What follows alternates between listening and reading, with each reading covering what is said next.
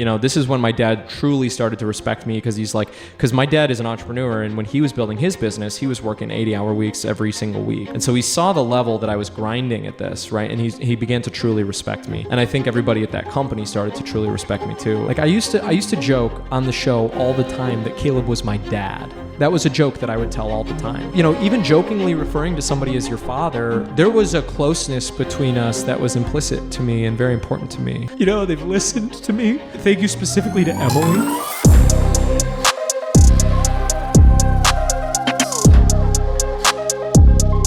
Alright guys, so this is a story that I've been meaning to cover for like 3 streams now. I'm very excited. Have you guys watched the Mr. Beast story? Has anybody here seen the Mr. Beast story at all whatsoever? There was this guy who used to work for Mr. Beast, who was like a failed comedian loser, and his name was Jake Weddle, and he had some other stuff going on that we're not going to get into here. This is that guy. Again, this is a Jake Weddle archetype person who used to work for Caleb Hammer, somebody who has been criticized by many in the past, including Scott Schaefer and others, for his, I guess, weird interactions. He had one with like a person saying that you should do like OnlyFans or whatever. That was like a huge deal. He tried to people claim he tried to push somebody into OnlyFans. Recently, as of late, well, his main bread and butter is financial audit, right? And he's had like drama-intensive financial audit episodes where like it's obviously sensationalized or whatever, so people don't necessarily like that, right? We've got the internet's biggest gooner post-show, the internet's biggest financial audit, neckbeard incel lives with parents, I tried saving their relationship, but she's a bitch. So there's a bit of a twist here on the financial audit stuff. It's going to attract more people that to like not like it, right? Obviously. Accountant pilled, true. We're going after an accountant tonight. So this guy Noah Chrysler is a 1.9K YouTuber, almost 2K, not quite there. Let's see what happens when I hit this button. Refresh. Hey guys, what's up? Okay, we didn't make it, so he's lost my subscription. We're gonna unsubscribe. Not today, buddy. Not today. Refresh. Hey guys, what's up? All right, we're good. I was not lucky number 10 right there, so he's lost my subscription. Anyway, he is making a video talking about how he was fired from Caleb Hammer, and then apparently the footage was sent to him from the thing. I've seen this video posted everywhere. I've seen this video posted on r/YouTube drama. Nicholas, the goat. Thank you for the $5. I've seen this on Twitter. I think Mr. Gut covered this. It is a despite it having 47 upvotes, it is a hot topic. I imagine that's a very controversially upvoted thing in that subreddit. So I've been meaning to watch this. I'm pretty interested. I have attempted to record this video at least a half a dozen times, not just within the last week or so. I don't mean to pause immediately after the first sentence, but compartmentalize that. We'll need it later, okay? I've only seen like 5 minutes of this, and I'm like, this is YouTube content. But within the last like 6 months or whatever, since I've started making content again, I've tried to start. I understand the commentary civil war is like raging on right now, but like he looks like Chud when he was 25. He still had the same hairline that he does right now. Doesn't he? He kind of looks like Chud. He does kind of look like Chud. Start this video so many different times. Nobody bearded balding man archetype. Listen, I'm fat guy. I'm fat computer nerd archetype on YouTube. Chud is bearding bald man archetype. Understands. That's the other thing, is that nobody understands. Nobody understands that I think about this situation compulsively. I think about this situation at least once an hour every single day. I'm filled with fear around this situation. You know, even though I have had months to decompress and months to rebuild myself as a person. Nick needs a beard. Bro, I don't want to be fucking itchy. Beards are fucking itchy and annoying. Nicholas, the goat. I have no... Thank you for the $5. Dude, I literally shave like every other day to keep this shit off my fucking face. I absolutely do not want a fucking beard. Right? Like, I still think about this situation, and it strikes me to my core. I don't need a beard. I still have all my hair. If I start losing all my hair, then I'll fucking get a beard, because that's what everybody who loses their hair does. With fear. Let's give this thing an intro, huh? My name is Noah Chrysler. For about 8 or 9 months, I believe, last year. Like, I don't need my fucking bottom... I don't need my bottom hair, okay? My top hair is working just fine. I worked for a man named Caleb Hammer. The job started out as a dream, right? If it originally felt like I was like living in this dream, that like my dreams were coming true, and I moved all my shit to Texas. And then it slowly devolved into a nightmare. I signed 3 contracts while working for Caleb Hammer. Each one includes things like a non-disclosure, a non-compete clause, and legal language that So he's got a non-disclosure. Again, I don't necessarily think that these things are I don't know if they're unhinged to have for a YouTuber who's hiring an employee in a competitive space. Like a non-compete, you can't just go work for the other guy. Sure, fine. I guess that's okay. It also tells me this is like a very risky video that he's making right now, but I don't know. How many YouTubers are going to sue somebody if a video like this comes out and it's factual? Like, what is the risk there? Like the social societal risk? Because this video's got 38,000 views. If the video information is accurate, why would you want to signal boost that by suing the guy? Incredibly. You'll blow it up and more people will hear it. You have to wrestle that. That's the pros and cons of signing non-disclosures and non-competes, because you can't really just suppress something on the internet. Once that thing is broke, it's a deterrent more than anything. Having a non-compete and a non-disclosure for a YouTuber is a deterrent because you really never want them to publish that video in the first place. And then once they do, you're just sitting there with your hands on, like, fucking crossed or whatever, just thinking like, okay, what is my biggest option? I could sue him, but that would be like detrimental for my brand if it's accurate. Hard to figure out what I'm even allowed to say. And because this all happened in Texas, I've had to navigate a legal landscape that doesn't exactly favor people in my position. Making this video has been absolutely exhausting. I've spent weeks trying to When is the GoFundMe, dude? Come on! get it right, fact checking, editing meticulously, and replaying memories that I wish I could forget. Okay, so he's been spending a shitload of time working on this video. And in the very beginning, he specifically says, right, that he's the multiple times, he's recorded this many times. I did this because I know the risks, but I also know what it's cost me to stay silent. This isn't easy for me, not just legally, but personally. For the first half of this story, I considered Caleb to be one of my closest friends. We worked side by side, and I barely knew anyone else in Austin. So the way this So he moved to Texas to work with Caleb Hammer. Ended is something I've carried with me every day since. Throughout this video, you'll hear my voice come in from time to time. Those parts have been carefully crafted to reduce my legal liability. Putting this out at all might be a mistake, but I'm going to do it anyway. Over the past 6 months, as I've returned to making my own content, I've been using it as a way to sort through the harder chapters of my life. I started a podcast series called My Failure Resume. Oh no, dude. Oh god. Here's some embarrassing things that I did. Please don't make fun of me with it. Through the harder chapters of my life. I started a podcast series called My Failure Resume, where I reflect on old projects, not to wallow, but to make sense of them, to lay them to rest. I didn't set out to make this video. What? That's my question. What? How could you possibly say that I didn't set out to make this video after all the preamble? He's recorded his video several times, but I never set out to make it. But if I'm honest, I think some part of me... He can't say that I've been working on this video tirelessly, and I've thoroughly crafted this legal response, and I spent like hours and hours recording myself doing this, but I never really wanted to make this video. Always knew it was coming. That behind the other stories that I was telling, this was the one that was waiting. And sooner or later, I'd have to face it. There were some things that were happening at the company that I was deeply not okay with. So I march into the office of Caleb's business partner. That morning, I had a private conversation. This guy cut himself off. Like, I can't, dude. Just re-record the video at that point. What are you doing? There were some things that were happening at the company that I was deeply not okay with. So I march into the office of Caleb's business partner. That morning, I had a private conversation with Robert, the main business manager of the company. For weeks, I'd been wrestling with growing concerns about what I was seeing behind the scenes. When I would raise these concerns in other areas of the company, they would fall on deaf ears. That day, I finally voiced them directly and privately to Caleb's main business manager, Robert. I told Robert that I couldn't keep working there unless serious changes were made at the company. And they were like, goodbye. That afternoon, Robert pulled me into his office and I was let go. I asked if Caleb planned to even say anything to me as I was being fired, and Robert informed me that no, he would not. As Robert delivered the news, he told me that... So are you starting to see like the Jake Weddle comparison here? Are you starting to see it? Because I'm pretty much seeing it at this point. There was a severance offer, but to receive it, I need to sign an additional agreement. It was the most restrictive NDA I'd seen so far. It made it clear, if I took the money, I couldn't talk about any of this.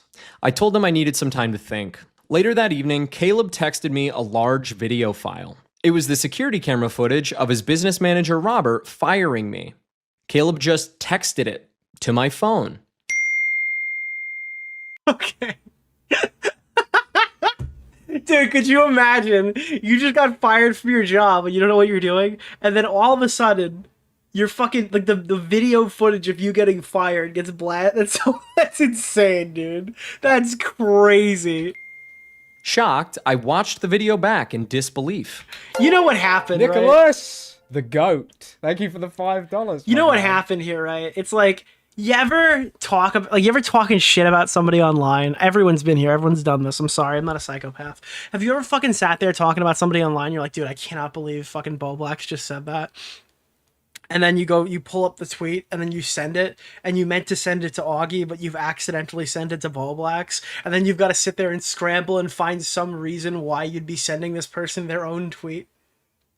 That's what happened here. I've done this. You have to have done this. I'm not the only one who has done this to somebody before, but I knew the minute that I saw this exactly what happened. You're talking and you're saying some light smack, okay? And then you're like, oh, dude, I gotta go send this. Oh, Augie, this is so funny. Let me send this to Tom. And then I accidentally sent it directly to Bo Blacks, and I'm like, oh, wow, Bo Blacks, this is an interesting tweet. Can you please expand upon what you've said here? Then I immediately blocked Caleb's number.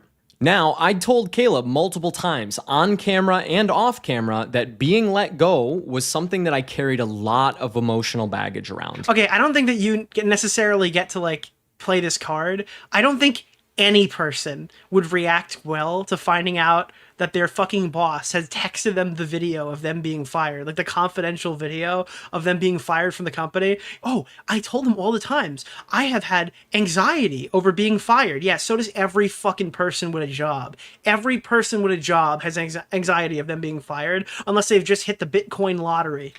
It was a trigger for me, and it's something Yeah, it's a trigger for everyone with a job. that we even discussed on his show more than once. So when I received that video file that night, I couldn't help but wonder, why send it to me like that at that time? It was obviously unintentional. There's no reason, like, you have to, like, I don't know if he'll substantiate it. I haven't seen that far ahead. There's no way that he would do that on purpose. I just simply don't believe it. That's just what I thought in the moment.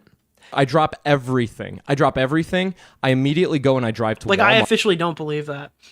Out of sheer panic, I bought these items because I felt unsafe and unprotected. It was a personal reaction of fear, not a response to any specific threat. He ran to Walmart and then got doomsday supplies because Caleb Hammer texted him his fucking firing. Moment. I drop everything. I immediately go and I drive to Walmart and I buy the largest baseball bat that I can possibly find. Dude, this guy... And then I bought mace. I bought I bought mace in case he comes for me next. personal defense. This is Jake Weddle too, right? Do you guys not... This is not Jake Weddle too?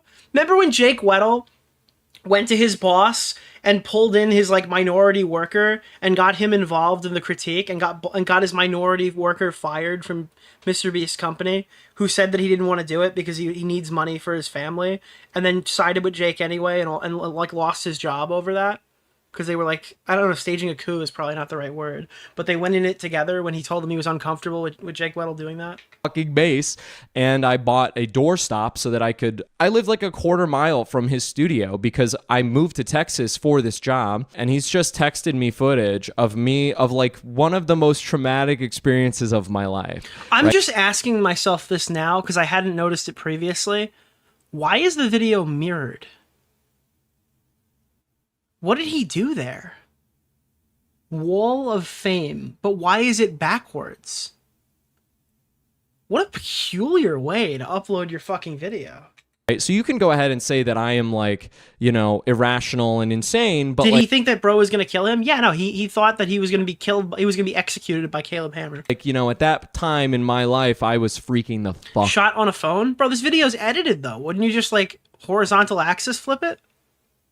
I feel like that's like the bare minimum editing. Because he edited this video and he's edited it like this. Out, right? I know that sounds paranoid, but in that moment, I did not feel safe. Receiving that video and watching it back made me feel like I'm just imagining a Papa Meat video where Caleb hunts you down and talks to you about taxes. Holy shit, that would be so funny, dude. Holy fuck. my sense of security had been fundamentally violated. The next morning, I received an email from Caleb where he explained that he just sent me the video by mistake. The guy's starting salary was $50,000 a year, plus bonuses estimated to be up to $50,000. He begged Caleb to work 14-hour days to maximize his income. He was also reimbursed for his moving costs. Thank you, Papa God. Wait, Papa Gut is actually one of Caleb's biggest sweepers. If you guys don't know, Papa Gut is on the hate subreddit for fucking Caleb Hammer, and they rip into him like the snarkers do for the Ethan Klein people. And I've seen this. Like, Papa Gut is already defending Caleb Hammer. Hold on, let me Google this. I gotta find this right now, dude. Papa Gut is literally the biggest sweeper. Papa Gut Caleb. What's the name of the guy? Absolutely Keemstar Orbiter? maliciously Nick defending Oreo. him.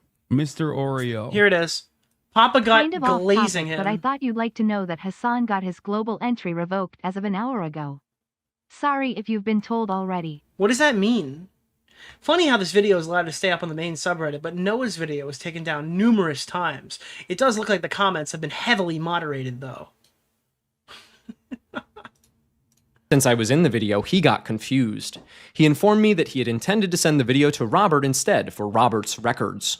I'm only going to make this video one time, and Well, that didn't work out, because you said you've recorded it like 50 times, so you didn't make it one time. I'm going to do a good job. I've outlined the major story. And the good job is still to be determined. There's so many individual stories I could have put in this video that I decided not to, and the only way to do it is with something like this, and I'm going to tell you the whole story of my engagement with Caleb Hammer since the beginning. I don't want to make this video. I really don't. Oh, dude. That would be like the new YouTuber shot thing. I never wanted to make this video. You know, guys, I'm a former fan of Ethan Klein myself. I never wanted to make this video. That said, I realized eventually that I have to. I had to make this video because I can't get this fucking shit out of my brain. The reason why I'm making this video is so that I can try to achieve something similar to closure. I think about this situation every single day. There's 8 acts here. We're gonna go through each one. Dude, imagine if somebody made a video like this. Thank you for the $5. Dude, imagine the satire of making this video on McDonald's. Like, you're just sitting there like, dude, I've been thinking about every single day that my McDonald's manager fucking McFired me, and I have to make this. I've recorded it 50 times, dude. Tab out if you want. Like, go play a video game. Throw it on in the background. Go for a drive. I don't care. Act 1. Here we go. For the past 2 weeks, I've been trying to turn the most traumatic story of my life into a television show. I have tried to make this video many times. One of the renditions was me trying to cut this situation. I gave a down-the-barrel monologue about this situation. I give an angry monologue in the woods, okay? And then... Wait, what? So he recorded himself screaming in the woods as one version? Why didn't we get that cut? I want the screaming woods cut. Renditions was me trying to cut this situation. I gave a down-the-barrel monologue about this situation. I give an angry monologue in the woods, okay? And then that is a part of this, like, 3-act structure comedy show, like, television show pilot that I was trying to cut. And so, like, for the past 3 weeks or so, I've been trying to... It's Jake Weddle. It's literally Jake Weddle. Dude. It's literally Jake Weddle. To take that monologue... Thank you. Dread it. Run from it. Caleb Hammer still arrives. Why can't he just say the story? Because he has to tell you about his failed comedy career first. What is it with every stupid YouTuber who can't make it, who gets fired from their job, having a shitty comedy career as well? Holy fuck, dude. Def Noodles was actually way better than we thought back in the olden days. If Def Noodles was half as funny as these...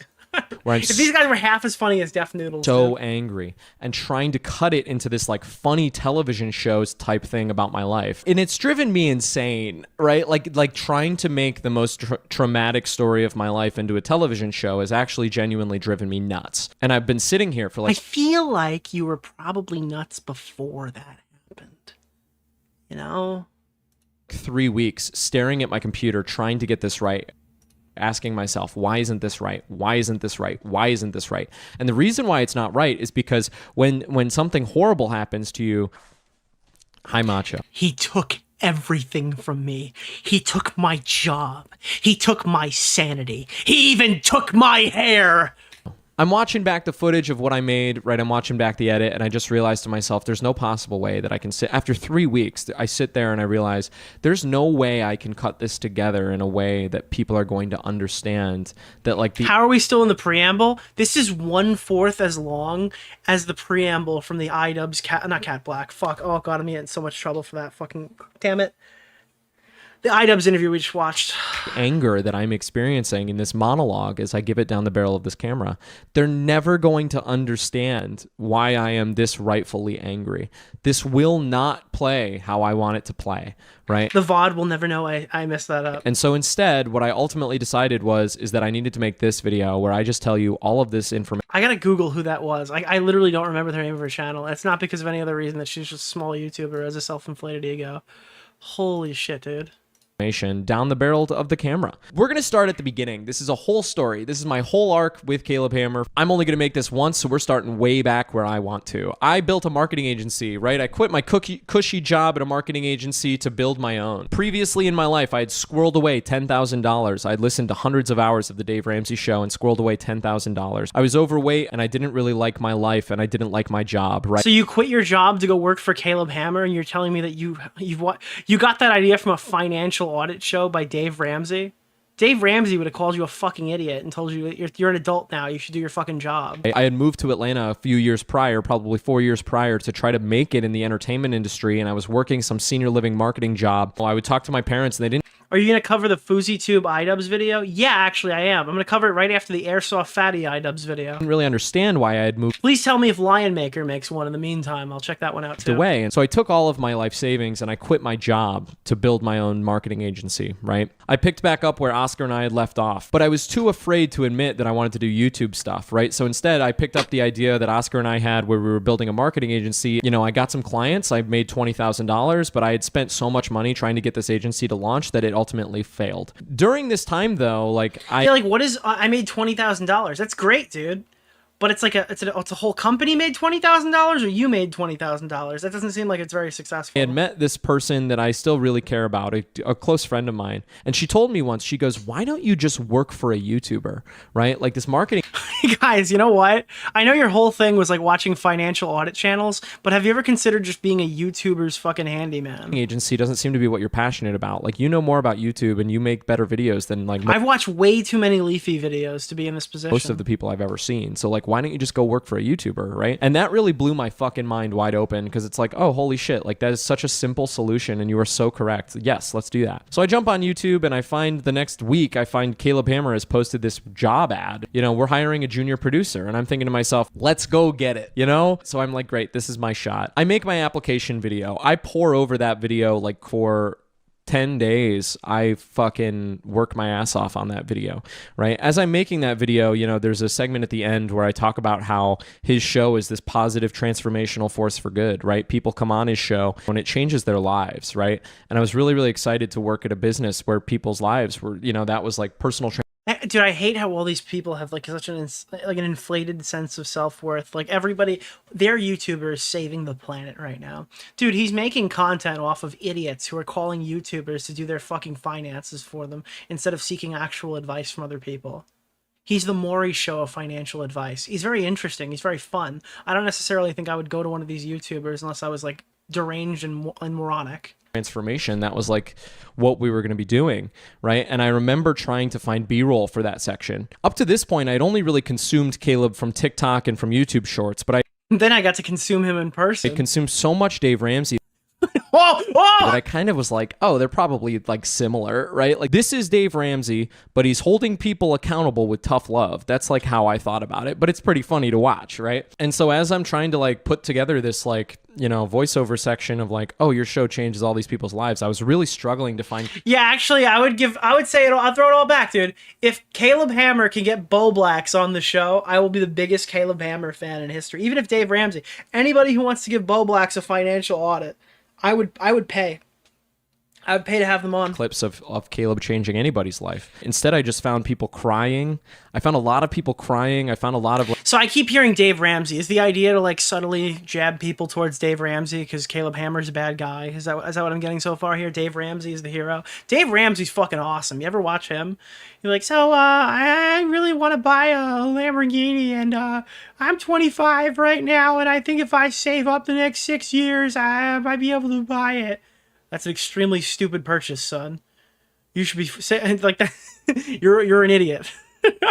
Like Caleb making funny faces to the camera, but I didn't find a ton He gives the worst advice. I don't fucking know. I'm not an accountant. of the transformational stuff that I was talking about. He's downplaying it. He was a big Caleb Hammer fan because he enjoyed the tough love aspects because his parents babied him his entire life. That's what I'm getting so far. This guy seems pretty sheltered. About in my voiceover that I had originally written. But you know what? You know, the video was almost done at that point, and so it's like, okay. Dave Ramsey's a Tennessean, therefore he's based. Yeah. Well, I would say that you ought to think about that a bit more. You're gonna need to sell that car. How many payments do you have left? Well, actually, I'd actually owe more on the car because it's depreciation than what I could pay for it. Like, my car payment's actually more than the car's worth now. I watch a lot of these shorts, dude. What's a movie or TV show that you're ashamed to admit you watched? Okay, that's not what I was looking for. You've done some great work, and in some ways I love you. In other ways, you're stupid and arrogant. Okay. How can I help you? All right? By the way, that's a great way to start any conversation right there. Yeah. Yeah. Well, my first question would be, are you smarter than Warren Buffett? What? What did I just click on right now? Wait, what? Dude. How old are you? Because you push. I'm 35. Okay, cool. So you what? push I'm sorry. people into- Let's stop just a second. What's the point of your call? How can I help you? The point of my call is you push people into actively managed funds when over time. You know what this reminds me of? I'm gonna say it, and half my chat's gonna get mad at me. Do you remember when fucking Bathtub Ross stops the debate midway through, and he's like, do you know who Todd, Nick ER's son is? I'm not gonna say it fast because it'll sound like a slur. And he's like, what? What are you talking about? Do you know who Todd is? That was the first thing that came to mind. Hey, fuck it. Ship it. Like, you know, like red flags, sunk cost, you know, sunk cost. Fuck it. Like, let's keep moving. What I realize now is like, wasn't concerned with transformation, right? Was concerned with humiliation, right? That had been the playbook since day one, and I was not aware of it, right? That's the why virtuous guy. Yeah, that was the context to it. He's like talking to this guy who's like admitting he's like a pedophile. Supposedly this guy was like mentally ill, and I don't know if it turned out that he was like telling the truth or not, but the guy was like confessing to be a pedophile live on stream. And he's like, do you know who Todd is? And then he's like, no, I don't know who Todd is. And I don't know what that has to do with you being a fucking pedophile. And he's like, well, Todd is a virtuous one, and he wouldn't do nothing to no one. Or something like that. And I was like, what are you talking about? And he's like, Todd does not do that. He's a virtuous one. He can work in schools. Or something.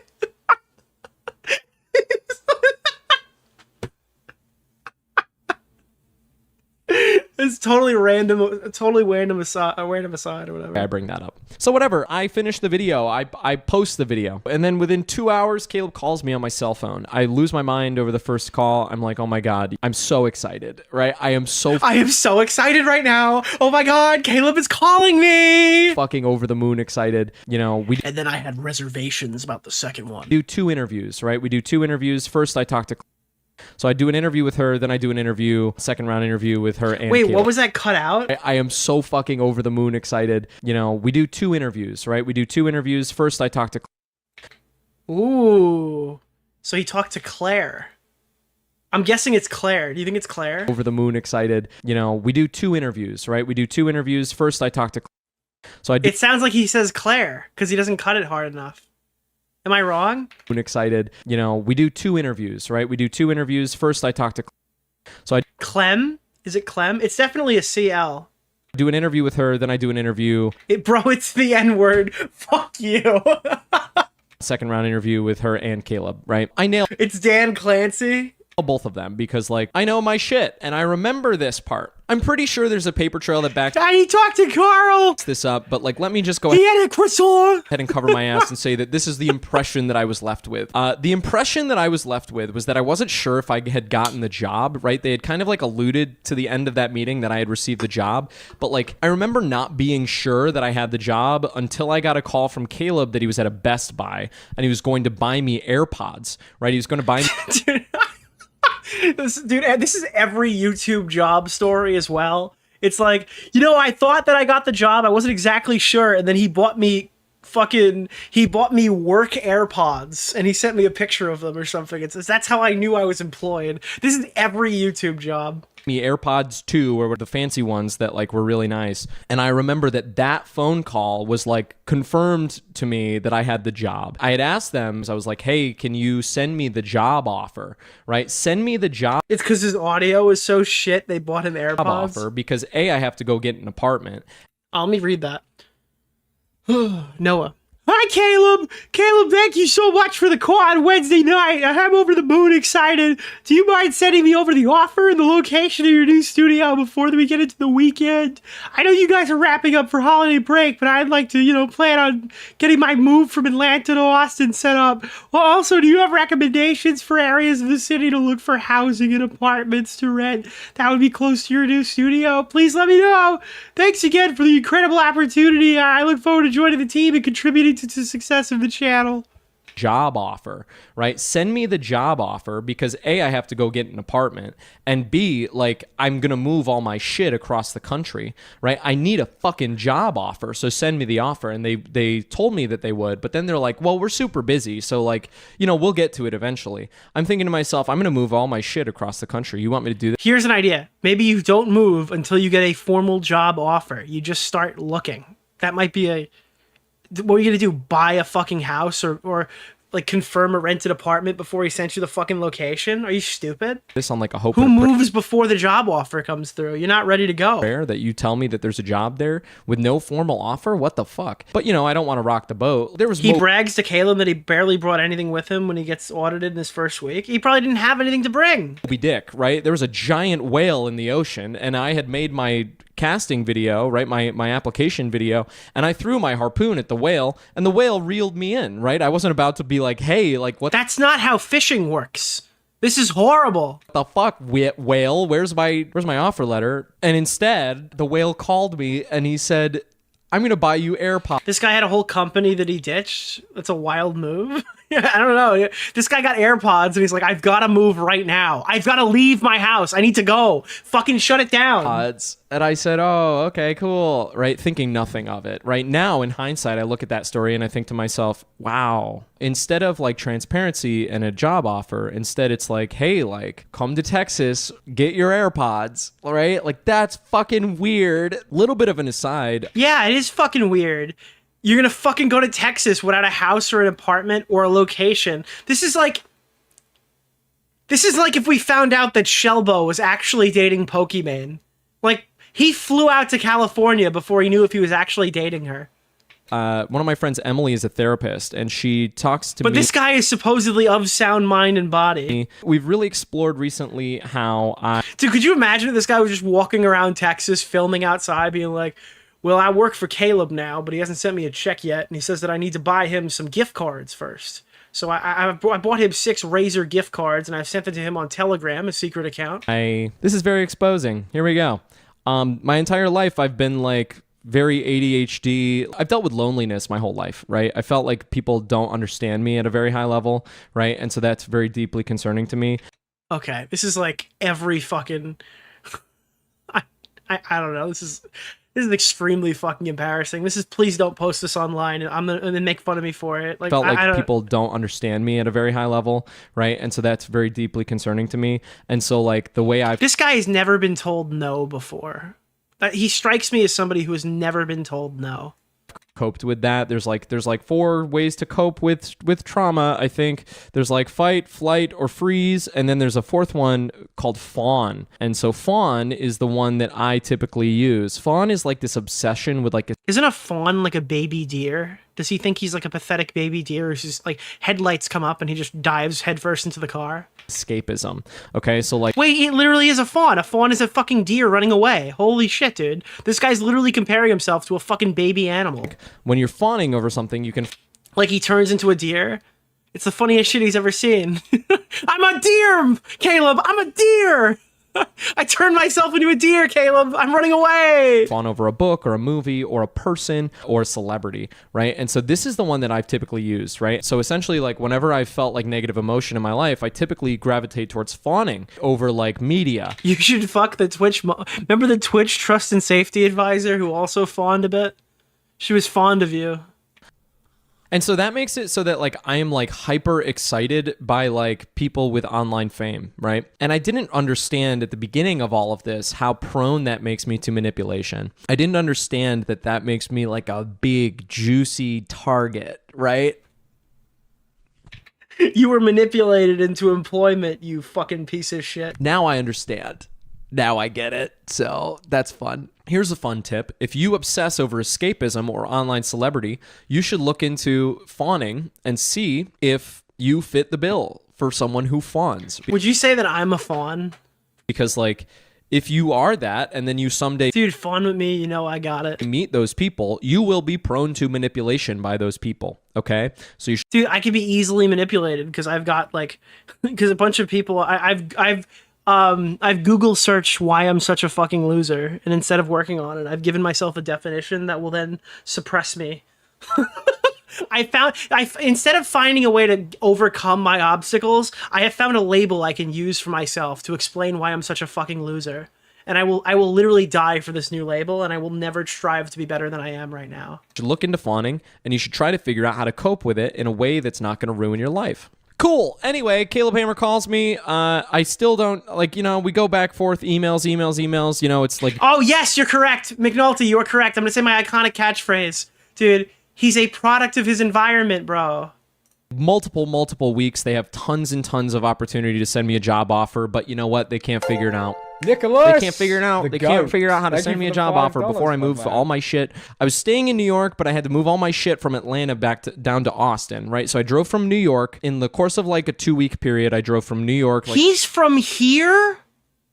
Oh, man. 16 hours down to Atlanta. Then I packed up all my shit in less than a week, and I moved all my shit and moved out of my apartment from Atlanta across the country to Austin. I felt like I was living inside of a dream. People don't understand that, like, it felt like I was in a dream sequence, right? Like, I had posted this video, my application video. I posted that publicly to my social media. I posted it on Facebook. I posted it on Instagram. I posted it on YouTube, right? Everyone in my network kind of knew I had kind of gotten discovered and moved all my shit across the country. For the first time in my life, people actually started to respect me. Instead of like, oh, that's Noah, you know, I don't know what he's doing, but he literally likes videos, and sometimes he'll make something that's like kind of funny, but a lot of times it's cringe as hell. For the first time in my life, a lot of those people started to respect me for the first time. And that was very, very, very nice, right? I feel like that's never going to happen again, dude. Oh my God, bro. This is insane. Holy fuck, dude. I got a question, though. At 14 minutes and 51 seconds, are we ever going to talk about what Caleb Hammer did that was wrong? Or is this just his life story? Is he going to turn this into a fucking musical? Is this part of the plot for the TV show that he's making about his comedy career that he's going to do off the back of Caleb Hammer? A couple weeks in, you know, like I'm working really, really hard. The way this video comes off is going to make him unhireable. None of these people know that. None of these people know that. We're talking to my father, and my father Dude, this fighter really, Fawn truly BS did is start to identical to Lex Updog from the Super Mega Drama. This man belongs he in a funny No, but you don't farm. get it. This is an archetype. They're not all like this. AU a version? They all fit the same No, like I am personality not. traits. Why would so many people be Googling that? Just like YouTube brings in a bunch of people who otherwise wouldn't have platforms because they're antisocial and they can only talk into a camera or talk into a microphone, right? Like that happens here. People who like normally wouldn't really excel in like speaking roles in other places can do well on YouTube because they're, you know, secluded on their own little area. And then things start to happen when they get criticized publicly and they're not really able to navigate it or help it. It also benefits these unhireable morons who otherwise wouldn't be able to work a regular job because they're insufferable losers. They naturally gravitate towards something that they're fond of, YouTubers, and then it creates these hilarious working disasters where this person who absolutely does not belong in whatever the environment is at the Caleb Hammer studio, who would not be hired by any traditional media job in the same like vein or whatever, ends up going to work for this guy and living near him, and it creates a catastrophe. And then he goes and blows it by making a video that makes him unhireable to anybody else. Because now you can identify this is one of those guys. Walking red flag, would never hire a guy like this. He will, and this is how, the only way this could potentially end is by him making a really shitty video bashing the fuck out of your company. Respect me for the first time. He started to understand, right? He started to understand that Nicholas, the goat. Thank you for the $5, my man. Thank you. Money in the industry that I had like focused in, right? Because he didn't get it for the longest time. He did not understand. I finally had my father's approval. Oh no, dude. Oh my god, why would you say that? Why the fuck would you say that? Oh my dude, are you fucking kidding me? I finally had daddy's approval. My dude, I can't. Holy fuck, we're subverting expectations, man. With daddy issues. Here we go. Holy shit. People don't understand how powerful those forces are. People don't understand how that locks you in. That locks you in to being railroaded subconsciously into behavior. I just know at that time, I really loved the story that was being written. Swept away to adventure, to go reinvent yourself after being discovered by this extremely successful person who's having a meteoric rise. It was a beautiful story, and I got to be the star of it. So cool, I arrive on my first day. Sit down, here's your job offer, sign the letter. And I immediately am like, that's kind of weird, because I've been asking for this for weeks, and now on like one of my first days, like, you know, you immediately have this, Nicholas, and now I'm being like pressured to sign it. That's weird. By the way, also, if you're a lawyer or some... Wait, what? Wait, I gotta go back. What did you just say? Sign the letter. And I immediately loved the story that was being written. Bunty King to you? Swept away to adventure, to go reinvent yourself after being discovered by this extremely successful person who's having a meteoric rise. It was a beautiful story, and I got to be the star. So you're an opportunist who jumped on an opportunity. Of it. So cool, I arrive on my first day. Sit down, here's your job offer, sign the letter. And I immediately am like... So he moved all the way without signing the job offer letter, and then was surprised on the day that he started work that they would need him to sign off on him working there? Is this something that he would... What? I feel like that's something that you'd have to do. That just seems like any onboarding, right? Like any onboarding ever. You were not discovered, you were hired to do the job. He was you can't be pressured to go do natural onboarding at a company. Nicholas, the goat. Thank you for the $5. This guy, has he never signed a job contract? Probably not. I have to imagine no. My first day. Is this his first big boy job? Some say he hasn't even had one yet. Sit down, here's your job offer, sign the letter. And I immediately am like, that's kind of weird, because I've been asking for this for weeks. Bro, right now I'm playing a railroad game. I gotta go to work tomorrow, but I also want to play video game and see where this guy railroaded himself. It sounds like you should go work for Caleb Hammer. And now on like one of my first days, like, you know, you immediately have this, and now I'm being like pressured to sign it. That's weird. By the way, also, if you're a lawyer or someone else, like, send me an email. If you have anything to say about this. I thought you had a lawyer look over this video. They couldn't consult you at all whatsoever. How did you make this like a legally, what? Situation, you want to help me? He lost them as a client. Wait, are you serious? He worked for he worked for another marketing company. He was fired for losing them a shitload of money. I am not surprised. In any way at all? Thank you, Mr. Gut. Send me an email, contact@noahchrysler.com, because I'm terrified. I'm terrified. But, you know, I've read so much about this that, like, I know that, like, there's calculated risk here. And I've heard that, like, if I just tell the truth and I just focus on telling the truth. Oh, he's fucked, dude. Oh my god, he's actually fucked. He Googled this. He net-decked lawyers. Oh no, bro. I mean, I don't think Caleb's gonna do anything, but this is, oh wow. Calculated risk here. And I've heard that, like, if I just tell the truth and I just focus on telling the truth and articulating the truth as highly as I can, right, with verifiable facts, then I'm probably okay. So that's what I'm gonna try to do. Dude, he's going by probably okay because I Googled what the law is.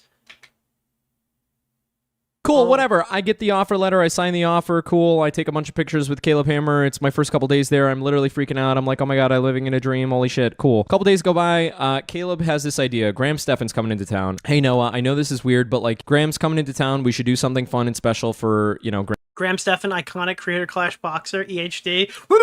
Graham coming into town. What if we audited you? I immediately go, no. Nope. The reason why I originally said no was because I'm in a horrible financial situation. I'm unhinged. I left my previous job and I got fired brutally to come here. And now that I've made it here, I've moved my entire life prior to even getting a fucking notice that I was working here. I had just dealt with the trauma of, I had worked for years trying to build my own marketing agency, and then it failed. You dealt with the trauma of being a failure, so you're like a huge pussy. And then so I had to go lick my wounds by going to work for another agency. And I was working for that agency for 3 months. And then at my 90-day review, after I met all of the outrageous goals that these people had set for me, at my 90-day review, the outrageous goals, general day-to-day stuff, I cannot possibly think that it'd be anything else. They made a decision to terminate me and let me go, right? Because they had lost this big client in a situation. You had to look for a job, the horror. Yeah, I mean, who starts without any real work experience creating a fucking company? Jesus, that isn't trauma. Well, in New York, for privileged people who've obviously got a lot of familial support, this is the hardest trauma you can get. That I believe had nothing to do with me, but whatever. They lose this big client, and I'm let go of that job at my 90-day review, and that situation was so deeply tied. Wait, go back. He lost the money. We said it earlier. He apparently lost him a fuckload of money, and that's why he got fired. In a situation that I believe had nothing to do with me, but whatever. They lose this big client. Yeah, dude, guys. Yeah, I gotta let you know there's a whole bunch of money missing, and I've taken the fall for it, but it wasn't me. It was other people who did it. And I'm let go of that job at my 90-day review. And that situation was so deeply tied to my finances that it was like, there's no possible way that we could avoid talking about that if I was on financial audit. So I think about all of this. Tweet on Nicholas DeOrio. Thank you. Keffels appreciated the shout out. What's up with essayists and their iconic trauma? Can't they solve it with alcohol and drugs? It's mostly bread tubers. You hardly see drama people sit here starting to talk about their fucking trauma. And then I eventually... Because most people, listen, if you're in a... Dude, I'm not to say that you can never make a video about trauma and it be like powerful or something like that. But if you're a YouTuber, the last thing that you want to do is give people ammunition to attack you with. So most are intelligent enough.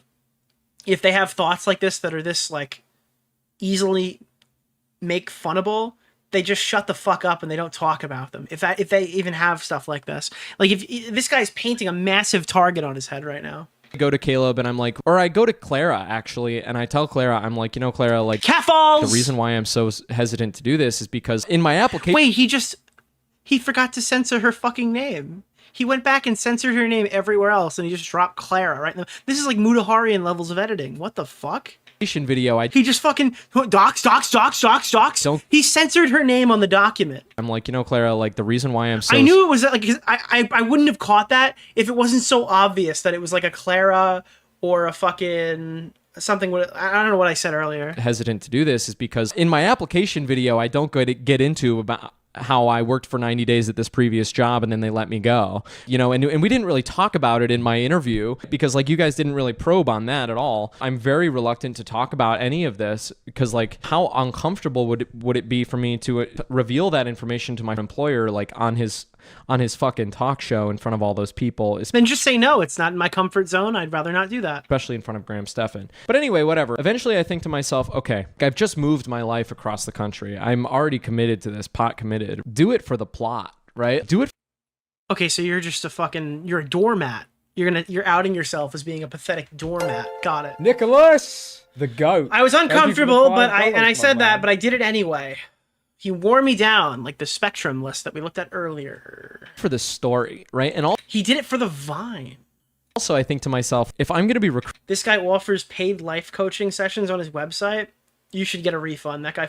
Dude, honestly, this guy offering paid fucking life coaching things is like equal to a person calling themselves a professional tattoo artist and then showing pictures of Ian and Anissa at their place of work saying this is an example of what I can do. Recruiting people to go on this show. The most powerful thing that I can do is believe in this show. I don't know if you know about sales, but like when you're selling something and you believe in the product, it's way easier to sell the thing. If I'm going to be... Dude, this guy really should meet up with Jake Weddle though. I legitimately think that they can be like a power couple.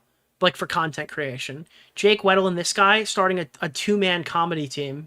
Recruiting for this show, I might as well fucking go on this show myself, see what it's all about, right? Like, is this actually going to help me? Because if it actually helps me, then like it's going to make my job super easy to go recruit for this show. Dude, bring Jake Doolittle on. Jake Doolittle, Jake Weddle, and Noah Chrysler all get on a podcast called like Trauma Dumping. That's $1 million idea, okay? It's like LOLcow for losers. And they'll just sit there crying about like how they can't make any money right now, and they'll get like bullied. But it has to be a live show, so the chat can bully them with TTS on the whole time. Or emotional baggage, that could be a good one too. So I go on the show. I agree to go on the show. Now I will say, you know, this was consensual, right? This was something that I... Wait, LOLcows aren't losers? Well, they are, but like in a different way. These people are like pathetic, like don't even want to talk, nervous Nancy types. Is that like, can you say nervous Nancy now? Is that like a... I don't know. And they just sit there and the chat literally bullies them with TTS the whole time. Whereas Boogie, for lack of any other like things I would ever say about him, he is able to be entertaining somewhat. These guys lack that. They need somebody to somebody has to come in and enable them to be content. You know what I mean? Boogie and Wings, they're content enough as it is. Them getting harassed by their own chat for money would be a bit of a step up, I'd say, in this case. Agreed to do. I agreed to go on that show. That was on me. I will say that, like, you know, it should have been done more intentionally. Nervous Nancy sounds like some shit that you'd hear in one of those 1980s, like, sex awareness video. Like, what is it? Like, sex crime awareness videos. It's like, oh, ignore her. She's a nervous Nelly or something. Right? Like we should have gone in with a plan. There was no plan. There was no plan. It was the camera's on. Let's go. So we filmed that audit. Like when you go to one of those fucking like it's like a boys will be boys type thing. It's like, oh, leave her alone. She's a nervous Nancy. I didn't sleep at all the night. A PSA? Yeah, it sounds like some crazy thing that you'd hear in a PSA before, because I was freaking out. Because my greatest shame, the debt that I had, you know, my greatest shame was going to be What's the name paraded. of the guy? Keemstar Orbiter, Nick DeOrio. Mr. Oreo. But I'm just wondering, like, what did this guy put in his first video that Caleb Hammer thought, holy shit, this guy should be my junior producer? Like, what emanated off of him? What energy did he provide? In front of all of these people that they don't want. Thank you for hitting the goal, by the way. Something that this guy's never hit a life goal before, so it's cool to hit one while he's watching. Want the best for me. I go on the show, I do the show, I get no... LOLcow audit. Maybe he can just fold into the Keem shows. LOLcow. You know what? Keem does not have a financial guy. This guy produced Caleb Hammer. Why can't this guy come and replace Caleb Hammer as the official LOLcow auditor? That's a really good argument there. No sleep. Between not having any... Yeah, they'll call it Cash Cow. Dude, that's it. I'm texting Keem, you need a LOLcow audit show called Cash Cow, but all the advice is bad. Hold on, I'm texting him that. You need a LOLcow auditor show called Cash Cow, but the guy giving the advice is a jackass. Well, he's a moron. I'm sending him that. I will let you guys know if this becomes a show. He's been looking for 2 more shows to extend the LOLcow cinematic universe. Sleep and being so starstruck by, like, I'm sitting across from Graham Stephan, who I've watched for years, right? I'm sitting across from... Sakura does arts. If it happens, you're not going to get credit for it, but I will know that you were the one who said that. Caleb Hammer, who has recently decided to completely transform my life, right? I'm sitting across from these 2 people as they're digging through my greatest shame and having to explain myself on no sleep. It was fucking crazy. Like, people don't get it. In a city where I know nobody. In a city where I've, like, God and, like, you know... Why would you move to a new city without even having a job thing in front of you where none of your friends or family are? Like, this is the most... Dude, I feel like you have to be the most privileged moron on the planet to be able to fall for something like this. It's not even fall for it. It was a legitimate job offer. right? But I feel like this could go so fucking wrong, and he's lucky it didn't go worse. So completely isolated myself from any support network. I'm suddenly just like in it now. This is like Essence of Thought moving to India, just abruptly moving to India What's and the having to name learn of the the language. guy? Keemstar Orbiter. Nick Oreo. Mr. Oreo. He consented to everything. I mean, it seems like it so far. He hasn't said that anything happened yet against his will.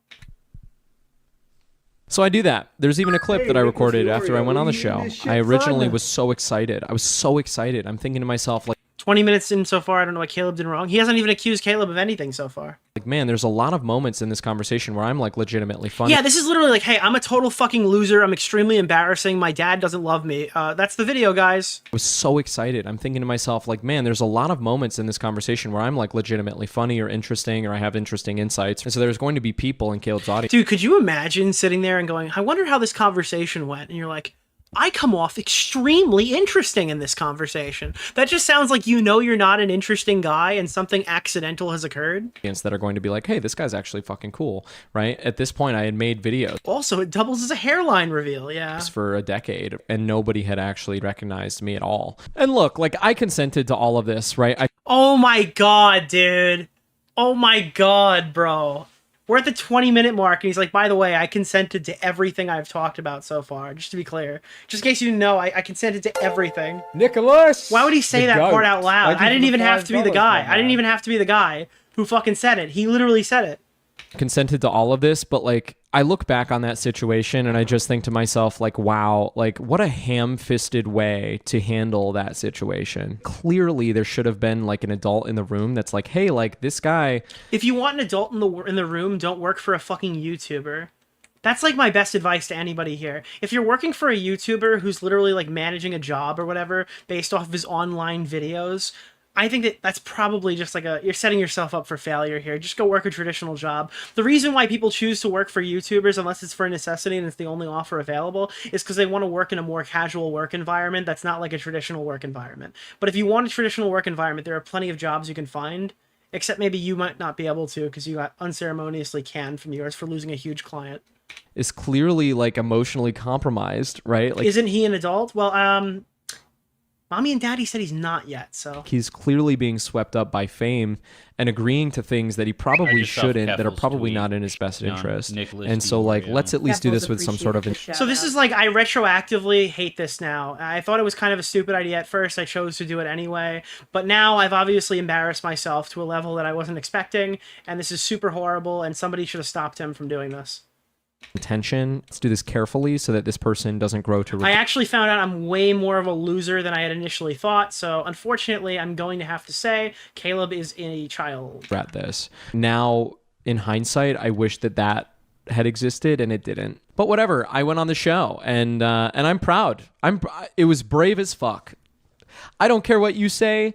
It was brave as fuck for me to do that. Like, you know, you can be like, you know, there's like, you know, is he stupid or is he brave? Well, you know, let's not split hair. It was even, I would even say it was like stunning. It was pretty stunning. Yas queen, yas. Right? He's both. He's a little bit of both. This video is also that, I hope. I hope this video is like, you know, is he dumb as hell or is he brave as fuck? You're dumb as fuck. You fucking flew to Austin, uprooted your whole life before you even got a job offer. He literally could have just decided that you weren't going to work there and your whole life would have been fucking ruined from that point on because you just literally bought a fucking place in Austin without even officially working for Caleb Hammer, all right? Then you got there and you were uncomfortable immediately and then chose to do a fucking financial audit in your first week. And then you say you consented to it, and then now you're saying that somebody should have held your hand a little bit more. It's a fucking job. How much hand-holding you expecting? They're hiring you to do something. Either do it or don't. But, like, you can't retroactively come back and say this is the worst thing ever that's ever happened to anybody. Pick one. I don't know. Cool. I go on the show, whatever. The reality behind the scenes. Also, you're going on a financial audit show. I think that's, like, something that could possibly be asked upon you. I don't know if you have to consent to it, and I imagine if they forced you to do it or fired you, that would be kind of shitty, but like, we'll never know because you just caved immediately. When I was originally hired, I was the lowest on the totem pole. Yeah, you were the junior producer. That sounds like most jobs. Yeah, then you had to work your way up. I don't think I'd ever managed anybody before, but for the first couple of... How did you not manage anybody? Nicholas, you had your own... Wait, you had a marketing agency. What are you talking about? You had a marketing agency of like you? You were the only one? What is happening?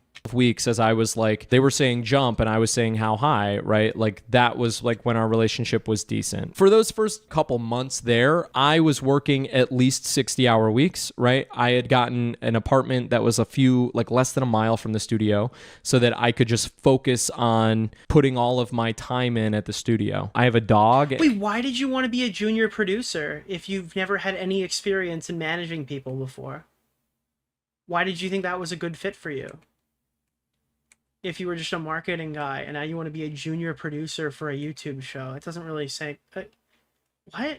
Okay. And so like I wanted to make sure that I could, if I needed to let my dog out, I could go let my dog out and then I could go back to work so that I could really just focus all of my time doing this. If you talk to my parents at this time, this is when my dad truly started to respect me because my Oh no, dude. Holy shit. And you probably lost it too. My dad is an entrepreneur, and when he was building his business, he was working 80-hour weeks every single week. And so he saw the level that I was grinding at this, right? And he began to truly respect me. And I think everybody at that company started to truly This is so fucking everyone at the company like smiled, laughed, and waved at me, dude. They all clapped when I would come into the office. They really respected me. respect me too, as they saw the dedication that I was bringing to my work on the show. Every week we would try to film 4 episodes, right? And at the beginning of my employment, before I communicated that it was an app, I almost don't even believe that. I feel like most like grown adults or whatever, like most parental figures probably don't even really comprehend what YouTube is. I feel like his dad, I don't know his dad. I can't know this for a matter of fact, but saying I'm going to uproot my life to go work for some guy on the internet sounds like an extremely stupid career option to a boomer. I don't know how old his dad is, but I feel like if I told my dad, hey, yeah, this marketing agency thing, not working out. I'm going to move to Texas and some guy on YouTube is going to have me on and I'm going to produce his show. Oh, really? Is it on like C-SPAN or something? Is it on like, can I watch that on DirecTV? And they're like, no, you can't.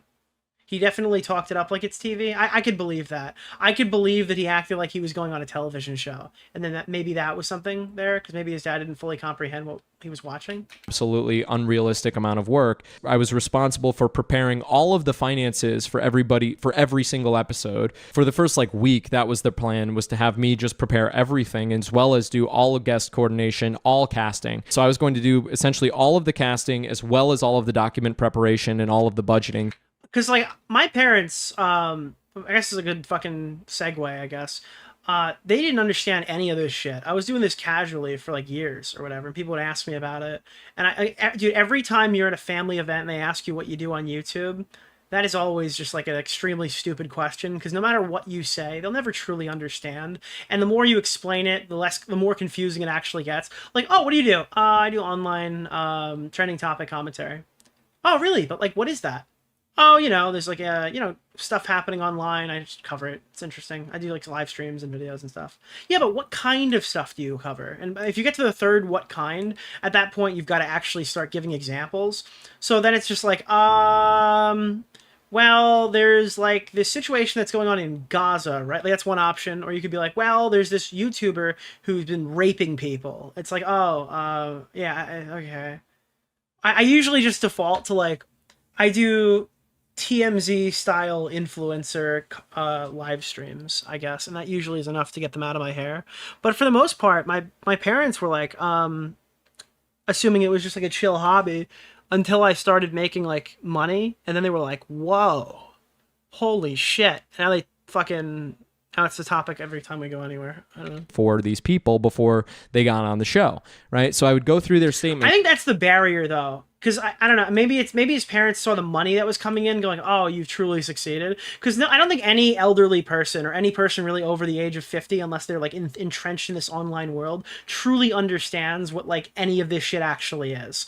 It all just sounds it's all words. It's all word salad. But then when the paycheck clears and it's a lot of money, then it's oh, all right, I guess that's kind of working out, Don't you have a real job? Yeah, absolutely. But the internet shit is significantly more legitimized in my social circle and my familial circle now. Nicholas, the goat. Since thank you for the $5, my man. I don't know. I don't want to get too direct with stories or whatever, but the month I came back, I like my parents were asking like, "What are you really expecting to come out of this now that you're gonna do fucking streaming again?" I go, "I'm probably gonna make X amount of dollars." What's the name of the guy? Keemstar Orbiter, Nick Oreo, Mr. Oreo. And they told me I was crazy, that Speaking there's of no New way that York, would happen. Please tell me you're eventually gonna cover Louis Rossman. Maybe. It's kind of past that. I might cover it. Maybe I'll look into it on Friday. I told my parents, I go like, I'm gonna do streaming now, and I'm gonna try to make X amount of dollars. And they're like, oh yeah, good shot, no chance or whatever. And I made double that in that January month when I came back. And then after that, I never heard questions about what I do again. That was basically it. That was essentially the end of that. Look, once the money legitimized their perception of what YouTube was, then it kind of made sense to them. It's line by line, right? And I would make these budgets for them, and then I would also be on the phone, constantly calling people on the phone, literally every single day, right? My day was call people on the phone. I make money. Well, that's literally the point. Because if people don't understand what you do, but they see the checks clear, then they assume it's actually legitimate and you're actually doing something legit, or you're selling drugs. And they don't know, like I don't know. Everyone here knows I'm not selling drugs. So right, to cast people for the show and then do finances, right? And I was busting my ass, right? It was such a ridiculous amount of work that there was no possible way I could. Actually, I think you know what legitimized me for my dad? He does this now everywhere. It's fucking embarrassing as shit. He goes on the I'm not gonna say what it is, but the Amazon assistant. And he asks the Amazon assistant who I am, and then it fucking answers him. That's why that's actually that was what did it. When he asked who I was on the Amazon assistant and it spit back who I was, that's when he realized it was a big thing. Get it done within 40 hours a week. I was very locked in for the first couple of weeks, right? Working a shit fuck load, trying to get. But I mean, I was legitimized for having a normal job and a college degree, something that wasn't really common in my family either. Just to be clear, it legitimized the YouTube part. This show to happen. I eventually tell them like, hey, look, this is unsustainable and I'm going to freak the fuck out because it was ruining my life. I'm like, look, we need to build a casting system and let me build a casting system or I'm going to lose my mind. He's going to build the casting couch, dude. Guys, we're on YouTube for 15 minutes, Caleb. Let me put the couch down. Also, we need another hire to handle the numbers because I'm going to lose my mind. If I have to do all of the casting and all of the numbers for every single one of these people, I'm going to have a mental fucking breakdown. And so I was not met with support. I remember building the casting system on my own time. I came in on the weekend. Wrong Caleb drama. You're so right, dude. You're actually so right. The fucking other Caleb allegation is nuts, too.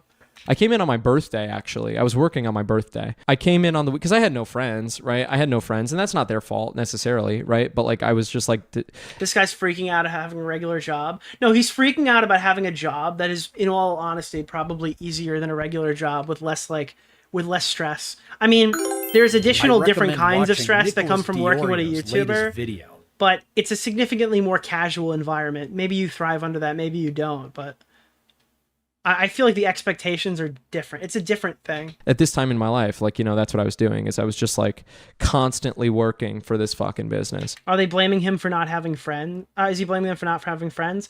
Kinda, yeah.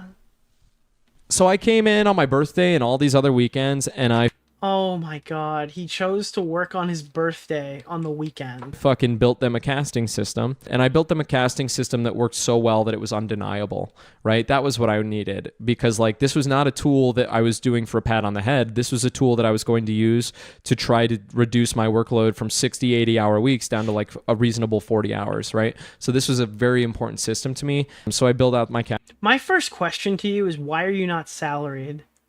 Why are you being paid hourly rates for this? And if you're not being paid hourly rates, why are you working fucking 60 hours a week? Why are you setting the expectation that you will work 60 hours to 80 hours a week without complaint?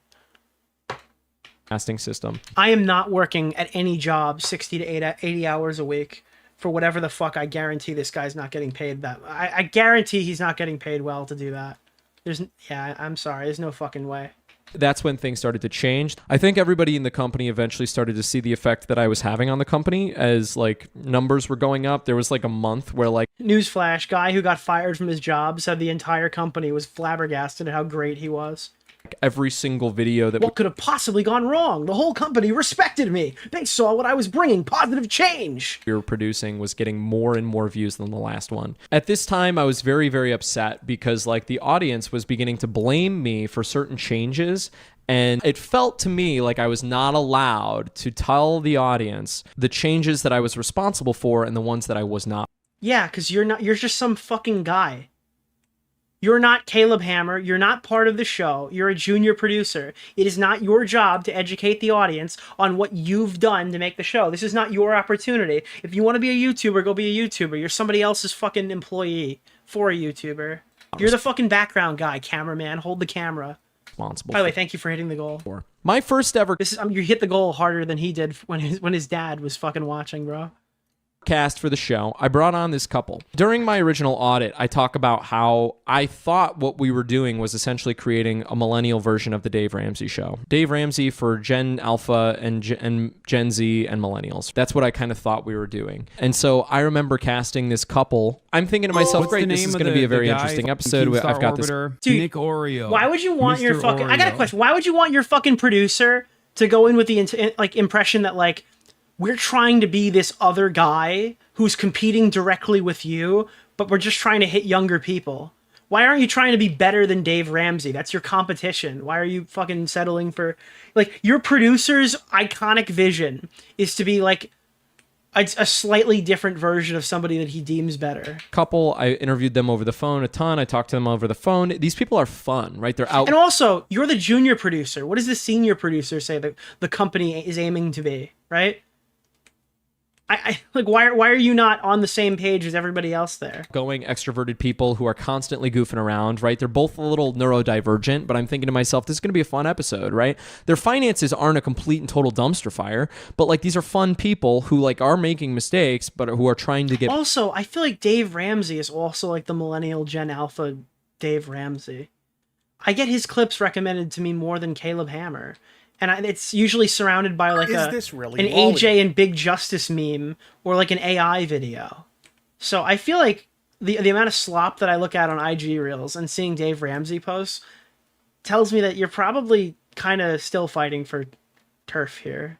Better. And so I bring these people in and I put them on the show. This is my first ever cast. I'm full of fucking nerves, okay? For some reason during recording, Caleb is not bringing it, right? He's just like not there, right? Oh, guys, listen, I was on point, but Caleb was having an off day. The whole chat knew it. They were like, why is this guy not hosting the show? He's having a great time right now. And that's when Caleb got really jealous of how awesome I was on the podcast.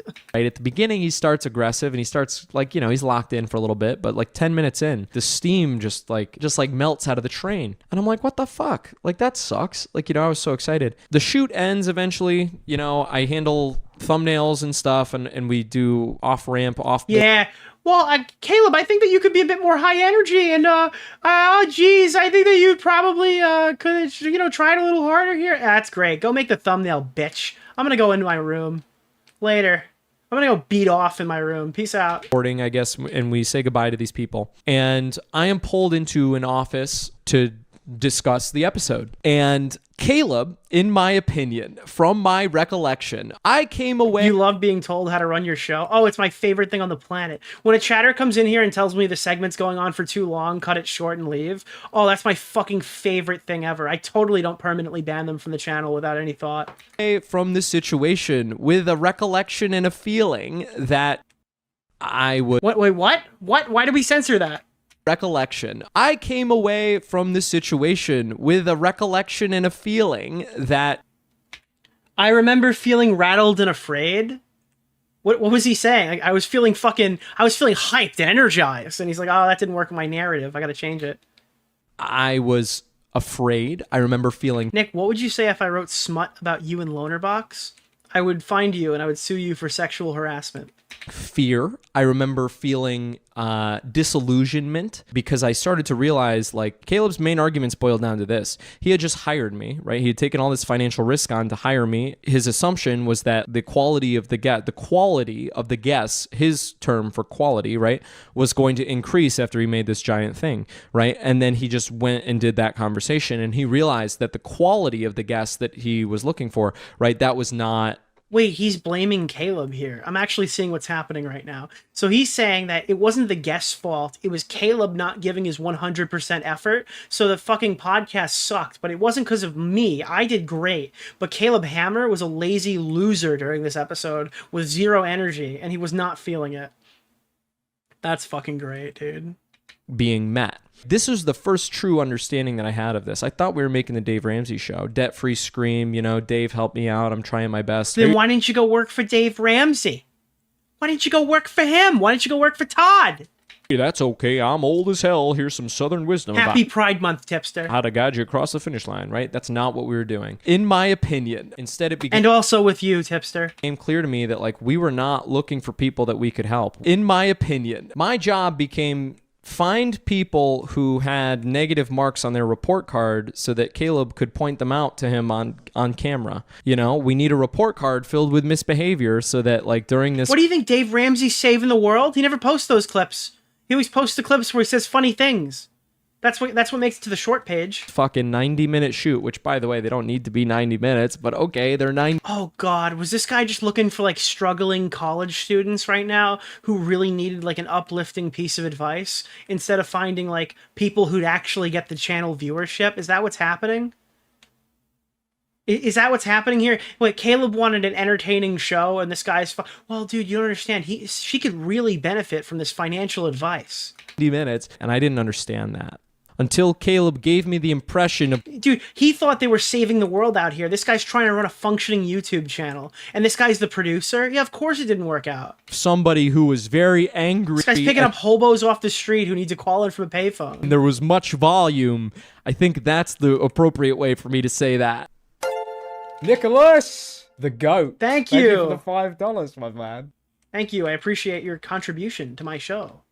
And I am not giving you financial advice to keep donating. You know, when... What was that one? Sorry, I missed that. Gotta get... Oh. A machine's true purpose. Did he start crying right before that happened? For me to say that.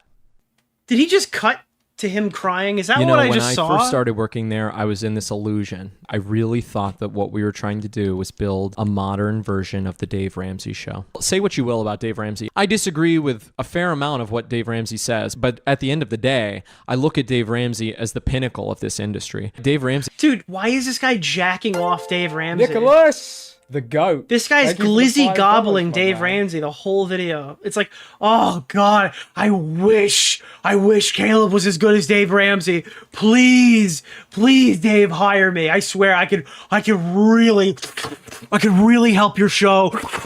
He has done this for, like, what, 50 years or close to it. Why don't you marry him yet? Then he is the king of this space. People trust him. His foundation is an ethical bedrock. He points to the Bible. The borrower is slave to the... He points to the Bible. Nicholas, the GOAT. I actually can't. This is Producer thinks ridiculous. he's making charity videos and not financial Jerry Springer. Yeah, dude, this guy's not making reality TV. He's not making reality. He's just... Dude, I can't. I actually can't.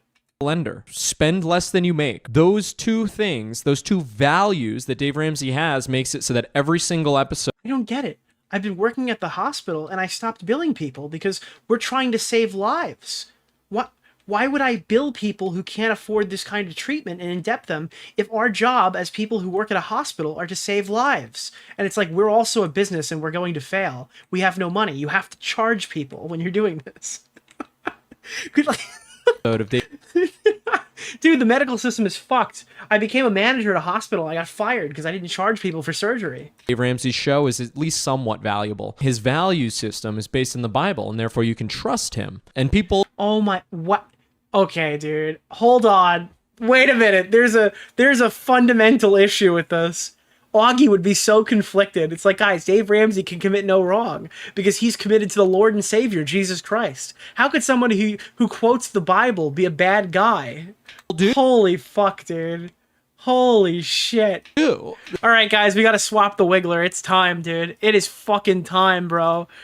I am going to teach you the ways of the Lord. Like, you look at his empire, he has what? I think his facility is worth like $400 million, and it's paid for in cash. Dude, he's got two things, shitloads of money and the Bible.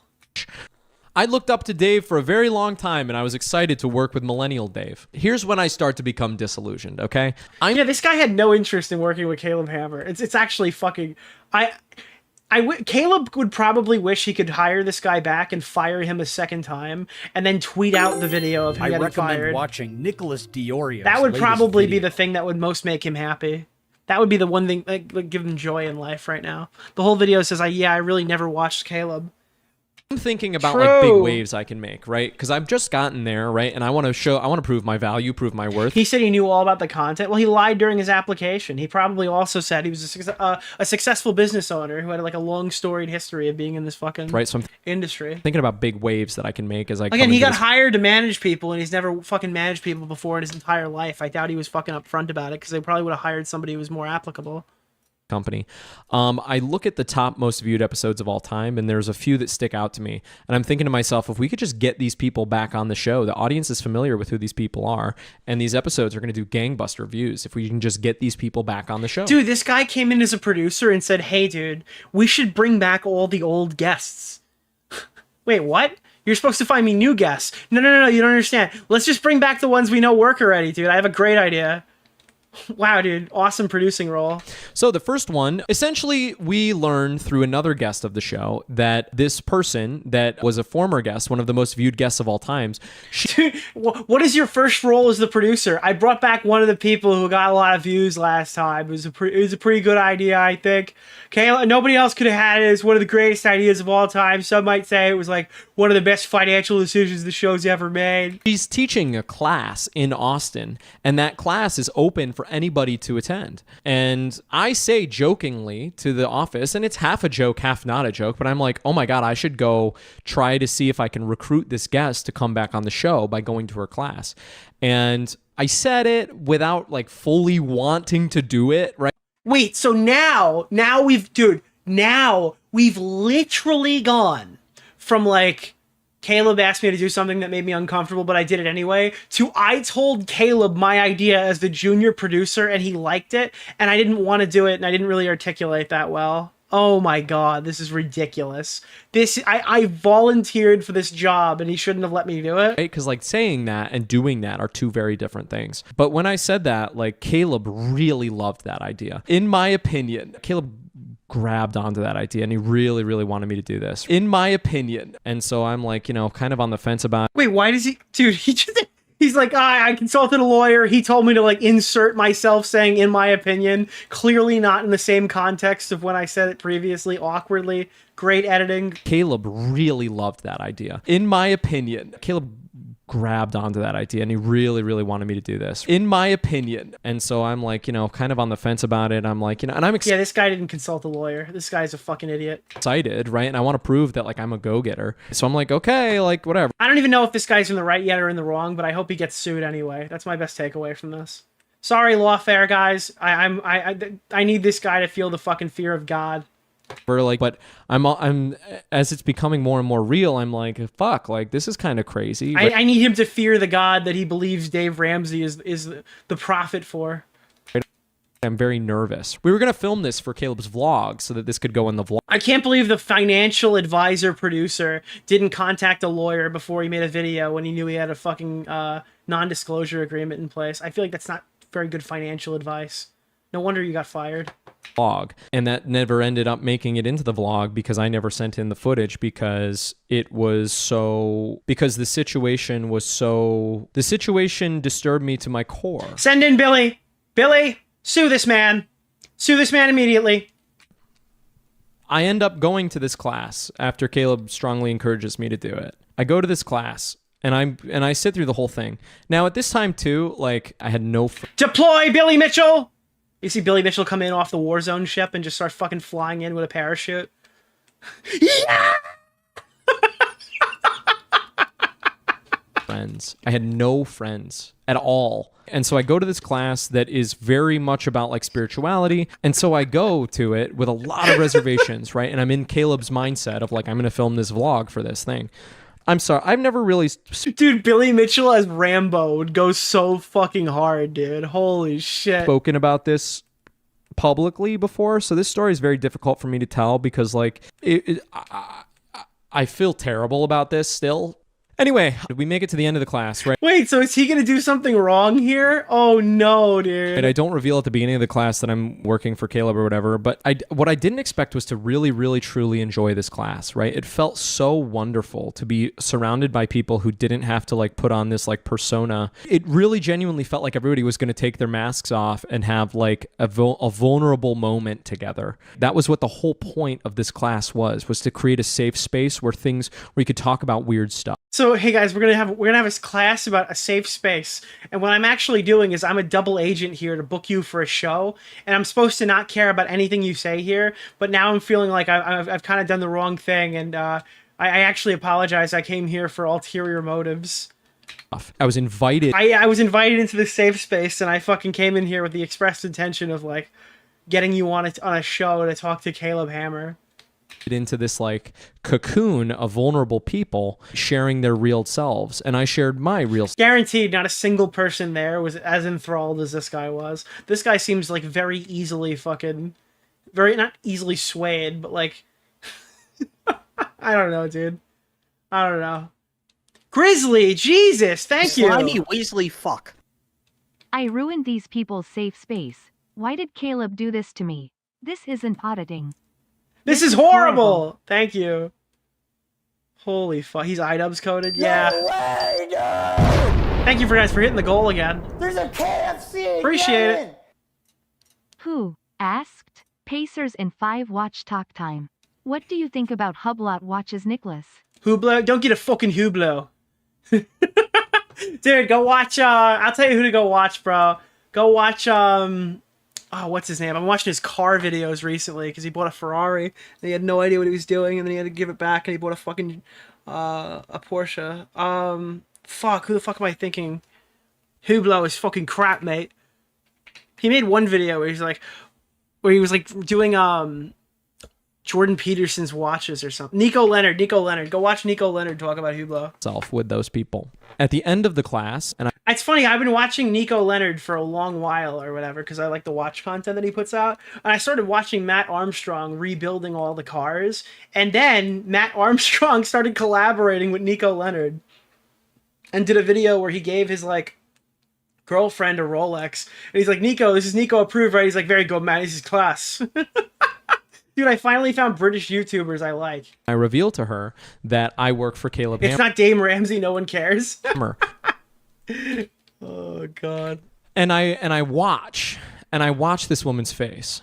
I get this weird. Could you imagine that though? You're at your job, you've done this thing in the past, and all of a sudden someone walks up to you and goes, "So I work for Caleb Hammer," and you're like, "He sent someone to my job?" Wait, he sent someone to my job? I would be fucking mortified. Set of sentences out of my mouth where I'm like, hey, you know, I'm here on behalf. I work for Caleb Hammer. We're trying to get you back onto the show. I can offer you more money. You know, please come back on the show. Will you consider it? Here's my email. I know this is weird. Dude, imagine he came up and he completely misread the tone of the interaction, and he's like, Caleb Hammer sends his regards. I would be fucking terrified. I would I would be so fucking scared. I give her my pitch, right? And the look on this woman's face. And you just know this guy came off like a fucking creep when he said it. Yeah, so, because he's like nervous as shit, walking over with his head down, his shoulders fucking arched and forward. He's like, so I work for, I'm actually Caleb Hammer's producer. Was something Nicholas, the goat. I will never. Thank you for the $5. You're very pretty, but I actually work for Caleb Hammer, and I was wondering if you'd come on for Financial Audit Part 2. Never forget. The look on this woman's face was. Did I not Thank you. I don't respect. One of fear. I imagine it's fear. Oh, no! What am I would be mortified. Thanks, Nick, for making sleeping content. Then helping me wake up from sleep paralysis. Also, this guy sounds like Asmongold. This is Asmongold fused with Jake Weddle. One of intrusion, right? Intrusion, betrayal. And she was afraid of me. Do you do that a lot? Is that something that a lot of women feel when you're around? I'm sorry. I don't think there's any indication this guy's a weirdo, other than the fact that he seems extremely weird in other aspects of his life not related to women. That's the thing that I think really fucked with me. Why would you admit this? It's like, hey, I gave a really shitty idea to Caleb Hammer, and then I went and chose to do that, and I made a woman extremely uncomfortable at her place of work. Anyways, guys, I think Caleb Hammer is a bad guy, and I would love to rim Dave Ramsey.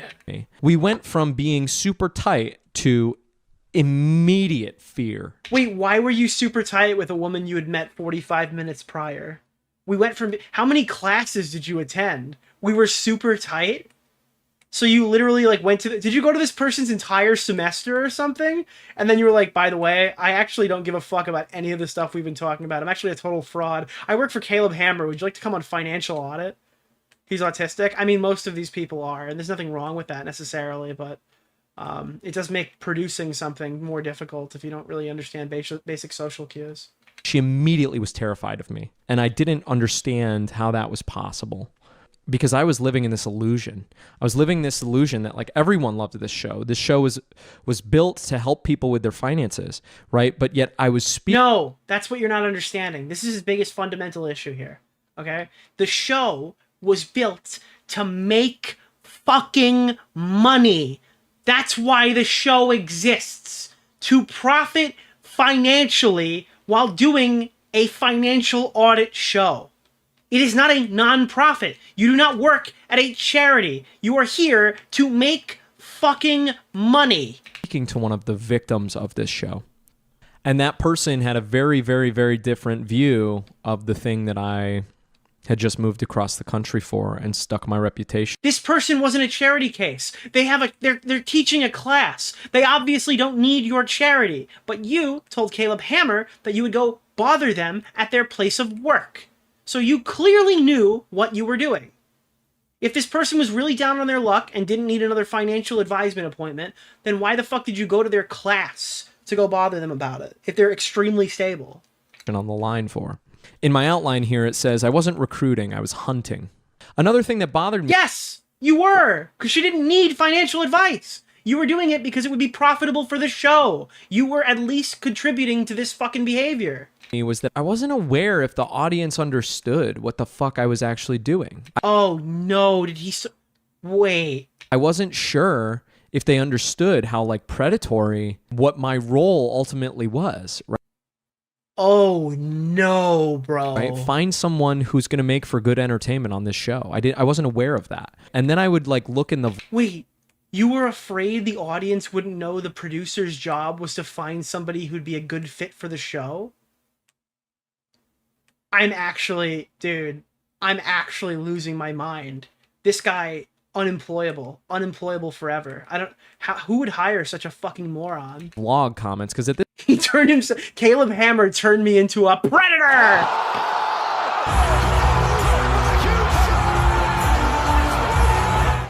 Jesus Christ, dude. This time we were making a vlog, and there was a lot of drama around the vlog. I didn't like the way Caleb would edit me in the vlog, right? And I would tell him that, and ultimately the vlog ended because I got so upset with like, it's like, Caleb, like you're painting me out to be like... There was one specifically that stands out to me, and that is the conversation around Gia. The thing that bothered me with the vlog was that there was internal pressure put on to me that was implicit, but also, the audience pointed out... Yeah, you're right. The audience pointed out that the show got harsher when he got put into the role. So is he, like, the bad guy? Is he, like, atoning for his sins of making the show more harsh now by, like, having, trauma... Like, you know, he has, like, trolls remorse trauma right now, where he contributed to this fucking space, but he doesn't want to be known as the guy who ruined it, so he's attacking Caleb directly for doing the job that he, like, was told to do. Caleb would, you know, use the vlog. There's one moment in the vlog where I'm arguing about we need to film with Gia because Gia had just like, you know, driven across the country to be there. And although she was sick, right? What people don't see. I hear Asmongold now. I'm looking away and I fucking hear Asmongold's voice. Jesus. In the behind the scenes of that vlog was that like Caleb, just a couple weeks prior, Caleb what? What did Caleb do? What the fuck did Caleb do, bro? Well, we don't have any backlog and we need more guests and we need to have an episode pop off, like performance. Apparently Caleb did some massively illegal shit just now, dude. People did not see any of that. Layer censor? You mean lawyer censor, you said? But instead, like, it was revealed to the audience that, like, well, Noah's pushing really hard for Caleb to film with Gia, even though Gia's sick. And Noah is so stupid, and he really needs to take better care. Wait, why? It feels like he's spending all this time preemptively arguing the points that, like, are going to be made against him. Like, when he was a producer, he was pushing to film with a sick girl. How could he possibly criticize me? But we still haven't found out what Caleb has done wrong yet. Of the talent. And it's like, that drove me crazy, because it's like, cool, now to your audience, I'm an asshole when they don't see what? You're still an asshole. You haven't articulated it. Has Kat got your tongue? Why are you making the video if you can't tell us what Caleb fucking did? Is geared, and by not giving us that information, you leave it like up to our interpretation. So that could potentially harm Caleb more if they're assuming what he's doing is worse than what you did. At, well, we don't have. He's saying the N-word right now? Oh. Anybody. And it's like, what they don't see is. What they don't see is the thing that they still don't see, because you're not including it in the video. Why don't you just cut this segment out? So I wasn't a super huge fan of the vlog all the time. I'm not a big fan of the vlog because, all right, here's the issue. All right, I'll actually get to the bottom of this Tommy C thing with Chud Logic right now. All right, so Tommy C said, and that's when Chud Logic rebutted with. Now, I mean, there was a third person here, and they were actually, like, going out, like, what his idea was like, whether, and I hope now you guys understand more about the drama. That's essentially the drama summaried for us. But around that time, I started looking at the comments on the vlog, and I would go out, you know, sometimes the vlog would be about me going and looking and recruiting guests for the show. And in the comments, people would talk about the guests for the show, and they would refer to them as victims. They'd go, oh, Noah can search for victims at this place. That was I assume that was a joke. I assume they're joking when they call them victims. Like, oh, we could go find our next victim. Woo! And you're like, victims of what? What are we going to do to them? Comment that really was seared into my brain. That's when I began to realize, oh, like, even if I'm a nice guy, even if I'm a nice person that does care about and respect these people, I'm operating in a system where even people who are fans of this recognize that my role right now is to look for victims of. Okay, so, like, here's the thing. The victim thing is supposed to, like, I'm supposed to feel a certain way about this new information, and all it tells me is this guy's a fucking moron who has no understanding of social cues. So, like, his big crescendo here is that they deem these fucking people who go on the show as victims. They're not trying to actively help them. They're trying to do a functioning show. Anybody who watches it knows this show is for profit. It's not a non-profit. It's not a charity event. Okay, it just tells me that this guy is probably not credible. This machine. That he has absolutely no idea why he was hired. It was probably super fine to fire him. He's a total idiot.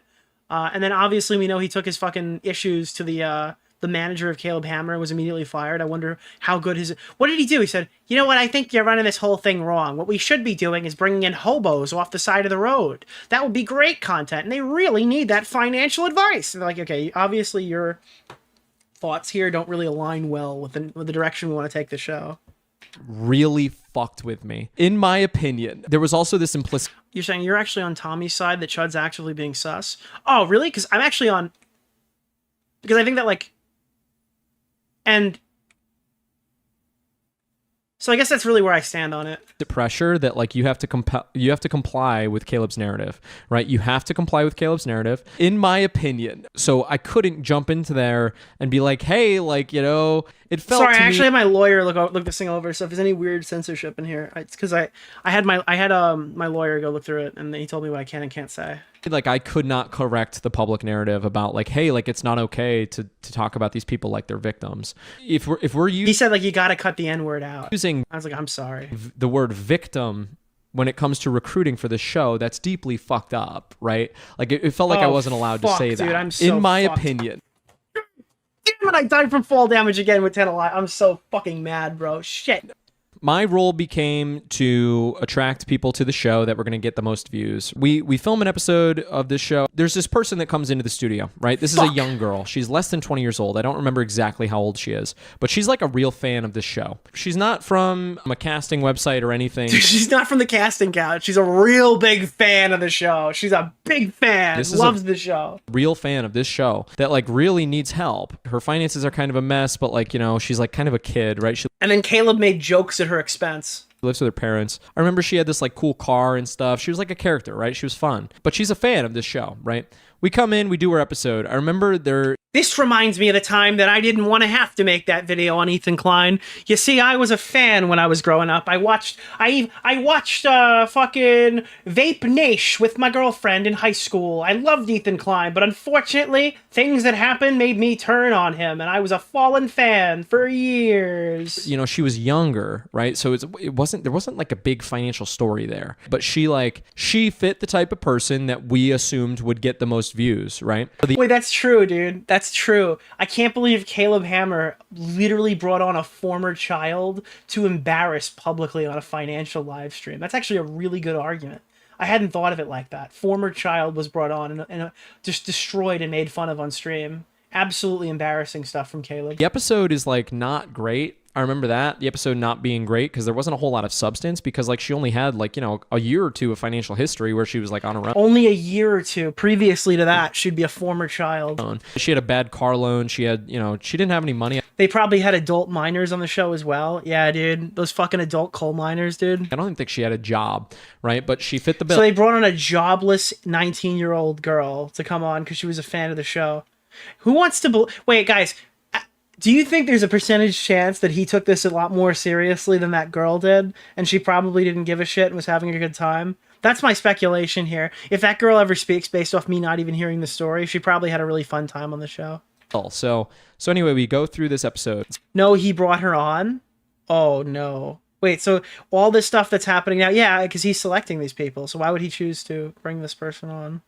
This person's like 18, 19 years old. We get to the end, and... she recorded her episode and everything seemed fine. Okay, we just cut off to the side, so he clearly said something in the first run-through that was bad. But after the cameras stopped rolling, there was a thumbnail photo shoot session. That was normal. What wasn't normal was what I saw next. The title was like, loser fucking comes in and begs for fucking something, or... She was guided into poses that to me felt suggestive, more... Oh no, dude. Oh god. More skin, more angles. It didn't make sense for a finance show. Oh god. Oh dear. It didn't make sense for someone that young. Oh yeah, wait, was it an OnlyFans girl? Wait, are you telling me this was there's no way it's not an OnlyFans girl. You're fucking with me, right? And it definitely didn't make sense for I can't believe a 10% gay man would do this. Someone who had just come in as a fan. I stood off to the side, chewing my nails, feeling sick to my stomach. She was... Why didn't you say something, asshole? Apparently you're a huge whistleblower at the company. Why didn't you say, guys, don't you think it's a little weird that we're asking this freshly 19-year-old girl to, you know, show a little more cleave, you know?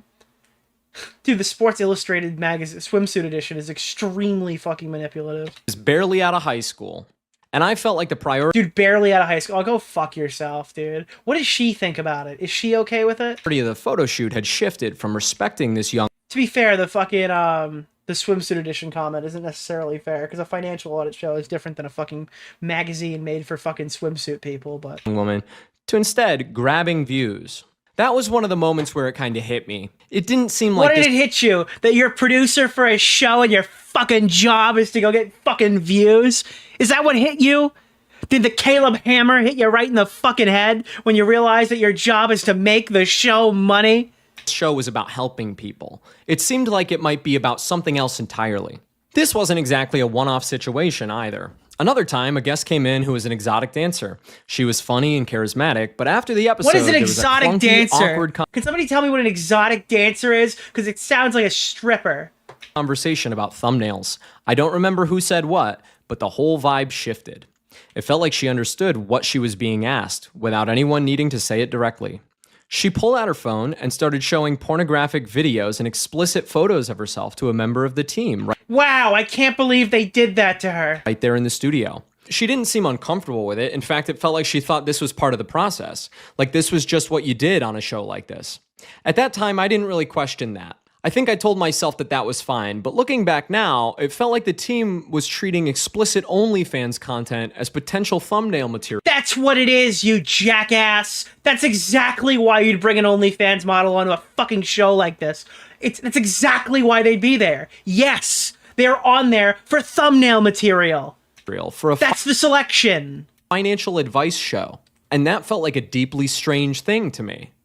A similar situation with another guest also left a lasting impression on me.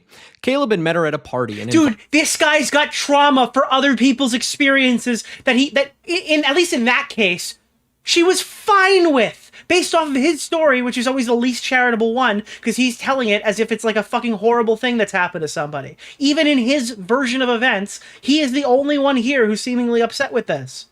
Invited her to be on the show. She was an exotic dancer, and when she... Dude, I guarantee, if you just stepped up, if you spoke up, I guarantee she would have slept with you. Was that what would make you feel better? Is that what would make you feel better? Are you hoping she reaches out to you after this and goes, "Oh, thank you so much for treating me like an adult. I will sleep with you now." Is that what you want from this, Mr. Nice Guy? She arrived to the studio, something felt off almost immediately. What are you expecting? She's gonna give you a free month? Free month of her OnlyFans? Is that what you're gonna get out of this? I'm no medical professional. My hero, take shirt off. So I won't speculate. Nicholas, but she seemed deeply out of it. Thank you for the $5, She had trouble my focusing. man. The shoot had to end early because it became clear that she couldn't make it through the episode. Before filming, she changed into an extremely revealing outfit, one that left very little to the imagination. And once the cameras rolled, she spent most of the time quietly playing with Play-Doh on camera, barely engaging with the financial conversation at all. Anissa, can you say it? Anissa, say your iconic catchphrase. Is it drugs? Is that what's happening here? Is it drugs? At the time, it barely registered as weird to me. It was just another strange... Why did they give her Play-Doh? I don't know. It sounds funny. Strange day in an already strange job. But looking back now, it's clear how far from normal things had gotten. There became a very big... Someone in my chat wrote Jewish? No. Anissa, your other catchphrase. No, not that one. No. What is the iDubbbz one? It was like, no. Focus on the thumbnails, right? A lot of people blame me for the thumbnail changes. As a general rule, those thumbnail conversations happened. It's like a huge... Dude, this guy made the thumbnails, and he's like, I can't believe you made me sexualize these women. I hated editing this. I hated zooming in and fucking adding extra saturation around her breast area so it'd be more clickable. Company-wide thing. I hated going through 15 pictures up her skirt to make sure we found the right one. Anytime I was in those rooms, I would try to give the guests informed consent of like, hey, like, you know, we're going to take some creative liberties and stuff. Like, we're going to make fun of you in the thumbnail and title, but like, we want you to be in on the joke, right? That was like my thing. Anytime we were doing thumbnails and titles, I would try to be more... Why did you think it was a charity if you had to fucking tell the people that they were going to be made fun of? Like, what's the problem with that? This guy is super complicit until he gets fired, and then it's the worst thing on the planet. Funny than I was. He's not even pretending there was active pushback whilst he was working there. Was rude. I recognize now that like I was... He's not even doing the whole like I couldn't do anything about it because I was worried that I'd lose my job and I live in this place. He's not even doing the normal shit where they start fucking whining about how they could lose their job at any moment, and he was doing it out of fear or whatever. That's usually what you get from these types of people. An environment where like that strategy is like fundamentally not gonna succeed. Then when people started to blame me for the more aggressive direction of the thumbnails and titles and Caleb wasn't correcting them, I realized that I was being scapegoated for the direction of the channel. Who made the thumbnails? Are you not saying that you made the thumbnails? How are you being scapegoated if you've made the thumbnails? I don't understand. Why are you not providing like feedback when you're getting these requests? Okay. Caleb is screaming more. These thumbnails and titles are egregious and horrible, right? Caleb is screaming more? That's my producer's fault? When did this change happen? Well, the big pivot of the channel was when Noah was hired. So let's blame Noah, you know, through no fault of their own. Like, they didn't know any better, right? And so that deeply didn't sit right with me. In my opinion, Caleb began to see my role for the company not as like a builder, not as like someone who was helping him I was the scapegoat who would take all the criticism that Caleb never probably cared about. Millions and millions of dollars. My role in the company was Caleb's garbage man. That's ultimately what I realized my responsibility was. My opinion was that I was Caleb's social garbage man. So like, here's how a typical... Dude, do you think Caleb gives a fly? I don't know much about Caleb. I don't watch a lot of his content. Do you think anyone gives a flying fuck that people are criticizing him for having like more yelling moments in the streams and doing more about OnlyFans? There's a reason why that people use thumbnails like this. People are like, I don't understand. I used to like the content the old way. Why did you change it? It's probably because it makes more money. It's probably because it gets more views. It's probably because more people are watching. It's probably because there's more engagement. And it seems like probably you're the outlier that's not enjoying it. If I had to guess, that's probably the reason. Typical week would go. Nicholas, Dude, the nobody goat. Thank you for the $5, nobody my actively man. changes their content in a way that's less beneficial overall, and then keeps it that way for a long period of time. Now, it might alienate former fans, sure, but the expectation is that the change that they've made is bringing on so many new ones that you've been like, you've been aged out of. You're done. You're not here anymore. We're not trying to appeal to you anymore. We've decided that you're not good. You're not a good fit for the channel. iDubbbz does? Yeah, but iDubbbz is a moron. No normal person who wants a functioning channel and to grow is doing this. Right? We would have 4 guests a week, just about. Or we Yeah, and again, he keeps describing stuff that was his idea, too. People are blaming me for my direction for the channel, and then he lists a bunch of things that he chose to do or literally did himself. We would try to hit that, right? I would be ridden. My ass would be ridden. And the problem is mommy and dad told me it wasn't his fault. a virgin? Thank you guys for hitting the goal. The issue Why here, would so many people be Googling that? without question, is that Okay, Pacers in 6 and damn Nico Leonard has shown me the light. I just don't want to get in an abusive relationship with my watch dealer. Hublot sucks loudly crying. oh, fuck off. If a watch dealer is telling you to buy a fucking Hublot so he'll give you a Rolex, dude, fuck that watch dealer, bro. Go fucking go, dude. Your AD is like an asshole if that's the case. Oh, you gotta buy this Hublot and then we'll get you a fucking... Then you can get your Submariner. Nah, fuck that guy. Absolutely fuck that guy. That's when you just turn around and say, nah, I went gray. Pay a little bit more, get it today. And I'm not even like a gray like person. I'm not like a, oh, you should go gray. But if they're telling you gotta buy a Hublot before you can get like a fucking watch that you actually want, go gray. Well, I alone casted 4 people a week, and if those people were not fitting Caleb's ideal guest archetype, I would be like, reprimanded. Dude, you know what the funny thing is? If this guy could be like, yeah, I hated this. So the next thing I did is I went to work for an authorized dealer. And then when I went there, they just wouldn't sell anybody a watch. They'd say, you have to spend $20,000, and then maybe we'll put you on a list for a watch. And then there's all these watch enthusiasts who want to buy watches. And I don't understand why they do this. It's like, because they make fucking money. You're not a charity. You're not a non-profit organization. Clearly they do this for a reason, despite the fact that it sucks and everybody hates it. But yeah, it's literally the same shit that we're hearing here. This guy thinks that like every single thing that happens in a business world is the ideal Cinderella story of exactly what you want to see or whatever. When in reality, like, it's a business. It's trying to make money. And we would film 4 episodes a week. And what I found was that usually about 1 out of the 4 guests that we filmed with every week, they were so fucking pissed off because they came in thinking Dave Ramsey and they left realizing that they just went on like the Jerry Springer show. I eventually implemented policies to try to protect myself where it's like, hey, let's have the guests use fake names, right? That was my policy that I really, really strongly pushed for because it's like there's no... All right, my question is, who the fuck are you? Who the fuck are you? You're a guy with 2,000 subs on YouTube who's never going to work in this industry again. What do you mean protect yourself? From what, legal liability, bitch? That's their job. They're employing you. What does your credibility matter? You're the fucking cameraman. You make the thumbnails. What is happening? Who the fuck cares about you? Them using their real names and like actually just like tanking their public reputation. Why are they doing that? Why has this not been implemented like fucking a year ago? In my opinion, the show is disgusting. Like, why? And by the way, you're the guy who's bringing these people on. Why are you? What are you telling them that they're thinking they're going on Dave Ramsey, but they're getting Caleb Hammer? If you're the one courting these fucking people onto the show, why are they just not knowledgeable on what type of show it is? And if your answer is, well, they won't come on, then it's like, then that means you got to work a little harder then, pal. There are people who are willing to go on these shows. And maybe the types of people who want to go on these shows are people who want to fucking promote their OnlyFans. I can't imagine that the OnlyFans person who was asked to show a little bit more fucking, or who chose to show some cleave and show their porn to the people working there, didn't get a huge view bump that they were probably looking for when the show aired. Why would we have these people actually share their real information with the world as they're like doing character assassination? Why don't you let them pick? Why don't you let them choose if they're going to share their real information with the world?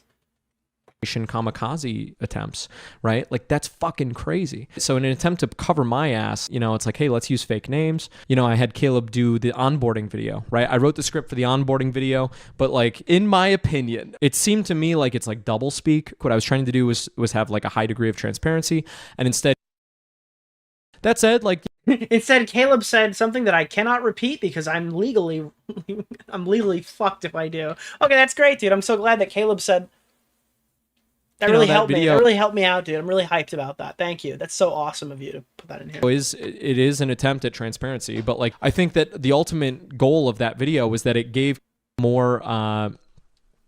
It allowed. What did it allow Caleb to do? I have no idea. The audience believes that like everything is totally transparent and above board because we made this video. Anyway, once a week, a guest would leave our studio or their thing would be posted. And did he cut out all the allegations? He just cut everything out. There's nothing in this video. I'm so fucking confused. Person would be so fucking pissed off. They were ready to either sue or come after us or fucking do some crazy but you know what? You're in the best industry industry on the planet. You know why? They can't sue you because nobody who calls into your show has fucking money. Who the fuck is calling into a financial advisement thing who could sue anybody? It's the easiest job to have. Opinion. And so what I realized was like, I'm the garbage man, right? Like people, it was so What do you think, that you're liable because you brought them on? Funny to me. The frame was Caleb and are so introverted that they just can't handle. Dude, if you're going to fuck over somebody on one of these fucking videos or on these streams, it's not going to be after you sit up there and tell them every dollar you have and how you have no fucking money to do anything and how you're trying to get a small interest loan so you can go start your business as a fucking waitress or something. I'm telling you right now, you're probably not going to be he's not going to be very scared of you after that conversation. Any sort of like communication with the guest because they're very, very... Very smart, only use pores for content. Betty, it's a fucking show about finances. Yeah, of course. Why would you bring a rich guy on for a financial audit? Wow, dude, you're doing great. Keep it up, buddy. That's the show. Introverted. And so like I became the point of contact with all of the guests. I had my cell phone. I was deeply afraid. There was this one specific... Yeah, dude, Ethan Klein comes on. Caleb, do you think I could afford another Patek Philippe watch? Oh, I really want to buy a new AP Royal Oak. I don't know if I can do it. How many views? I mean, that short will get views because it's Ethan Klein, but like, I don't know. Imagine he's got, app that we would use for guest communication. I remember being so fucking afraid of that app on my phone. I would constantly live in fear. You know, I would get text messages on Sunday or like Saturday night at 11 o'clock from people who are so deeply furious. People who have... You know what's the craziest part? You're not working. It's not your problem. You're not everybody's friend, okay? You're the guy who works for the show. You should be spending time with your friends, making your content, doing your shit, having hobbies. Mental health conditions, all sorts of different people. The guests of the show. This guy's fucking shuddering at the thought of Microsoft Teams on a Sunday evening. Turn your phone off. Mute the notifications. Who cares? You know, would reach out to me and they'd be like, hey, this fucked up thing happened as a result of me coming. But I checked my WhatsApp and they were upset. On the show, what the fuck? Just like constant PR nightmares. In my opinion, situations that Caleb himself, in my opinion, that Caleb did what in your opinion? You cut it out of the video, you fucking moron. Then were put onto me to solve. That alone was so psychologically... What did you have to solve? A fucking Rubik's Cube? Difficult to handle because the expectation is like no matter what time of day, if somebody decides to text you with a problem, you jump on it right then because no you don't. You do it whenever you fucking can. Whenever I have a fucking free moment, I'm not at the beck and call of anybody. They could be a potential PR nightmare if they fucking blow up, right? So if they blow up and they blow the fucking roof off of this fucking thing, my job ends, my reputation ends, right? Your reputation is gone. Destroyed, reduced to atoms. What would I have after 500 minutes looking like a huge pussy online? Nothing, dude. Dude, you could be a bee after this, dude. You could live for 30 seconds.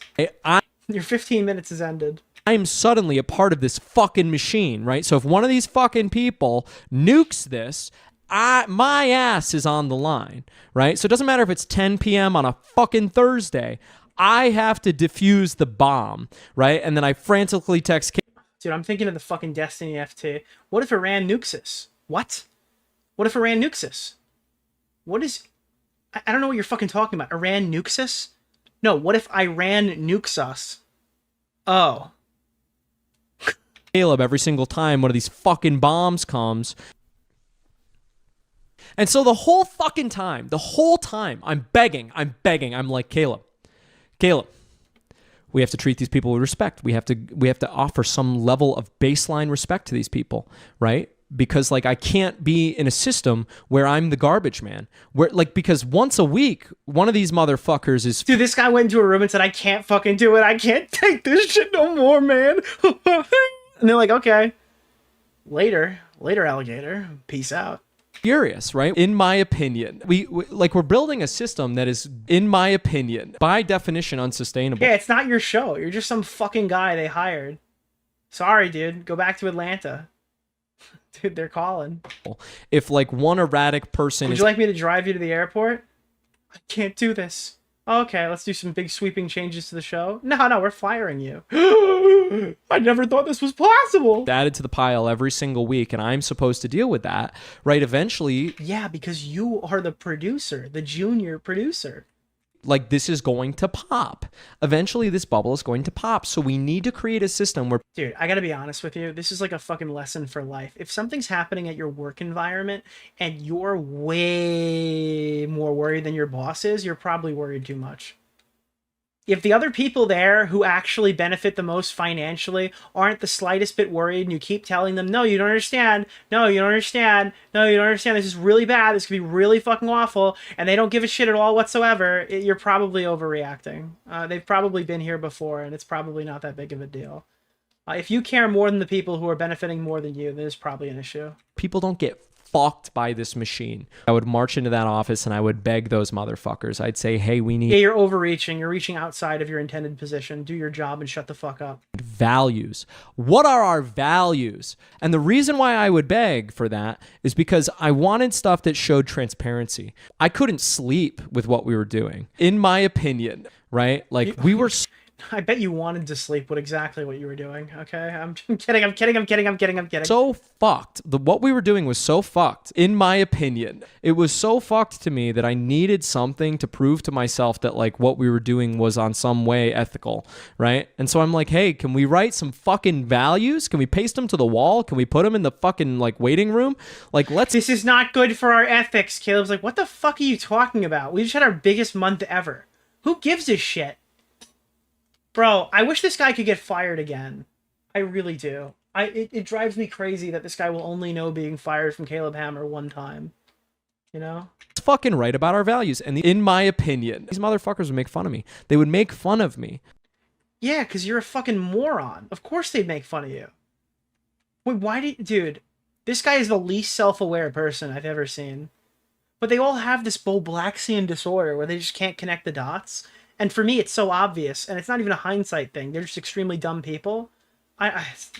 You know, they'd be like, well, we have 3 values, you know, because at the beginning, I got them to write down some... What are our values? Life, truth, and the American way. Values, right? The values were that I would beg him to get fucking certified. I would beg Robert, Caleb's business partner. I'm like, hey, man, fucking convince Caleb to take some sort of financial education certification thing because, like, my job was so difficult because... So this guy's like the Anissa of the show, but Caleb Hammer divorced her. It was like, my job was to find someone who knew less about finance than Caleb Hammer, who was in a bad financial situation. In my opinion, you know, they would come on the show, Caleb would rip into them, right? And then it would kind of be on me to kind of clean up the blood, right? Make sure everybody was good enough, you know? Oh, that was for fun. That was for fun.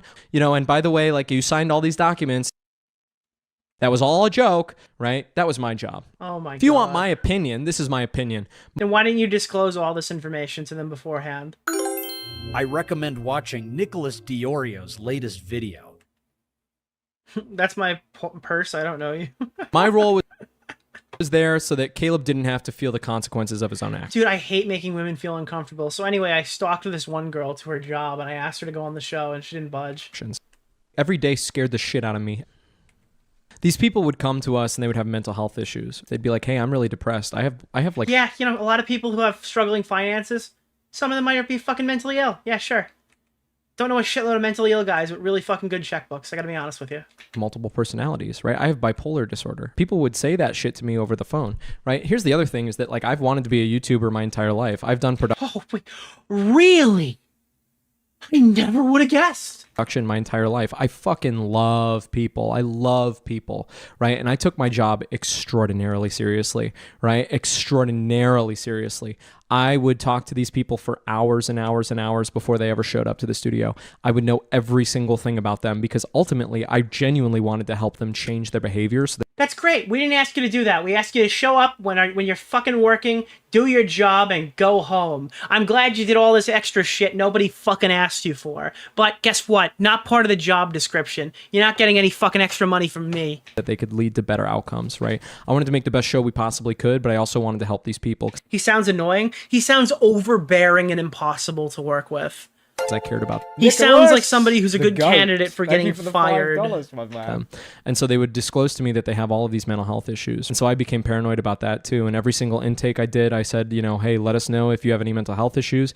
And suddenly, like, if you had any mental health issues, you were suddenly not welcome on the show because, like, I didn't want to be responsible for somebody taking their own life and then blaming me for that, right? I didn't want to be complicit in that. Here's the fun part.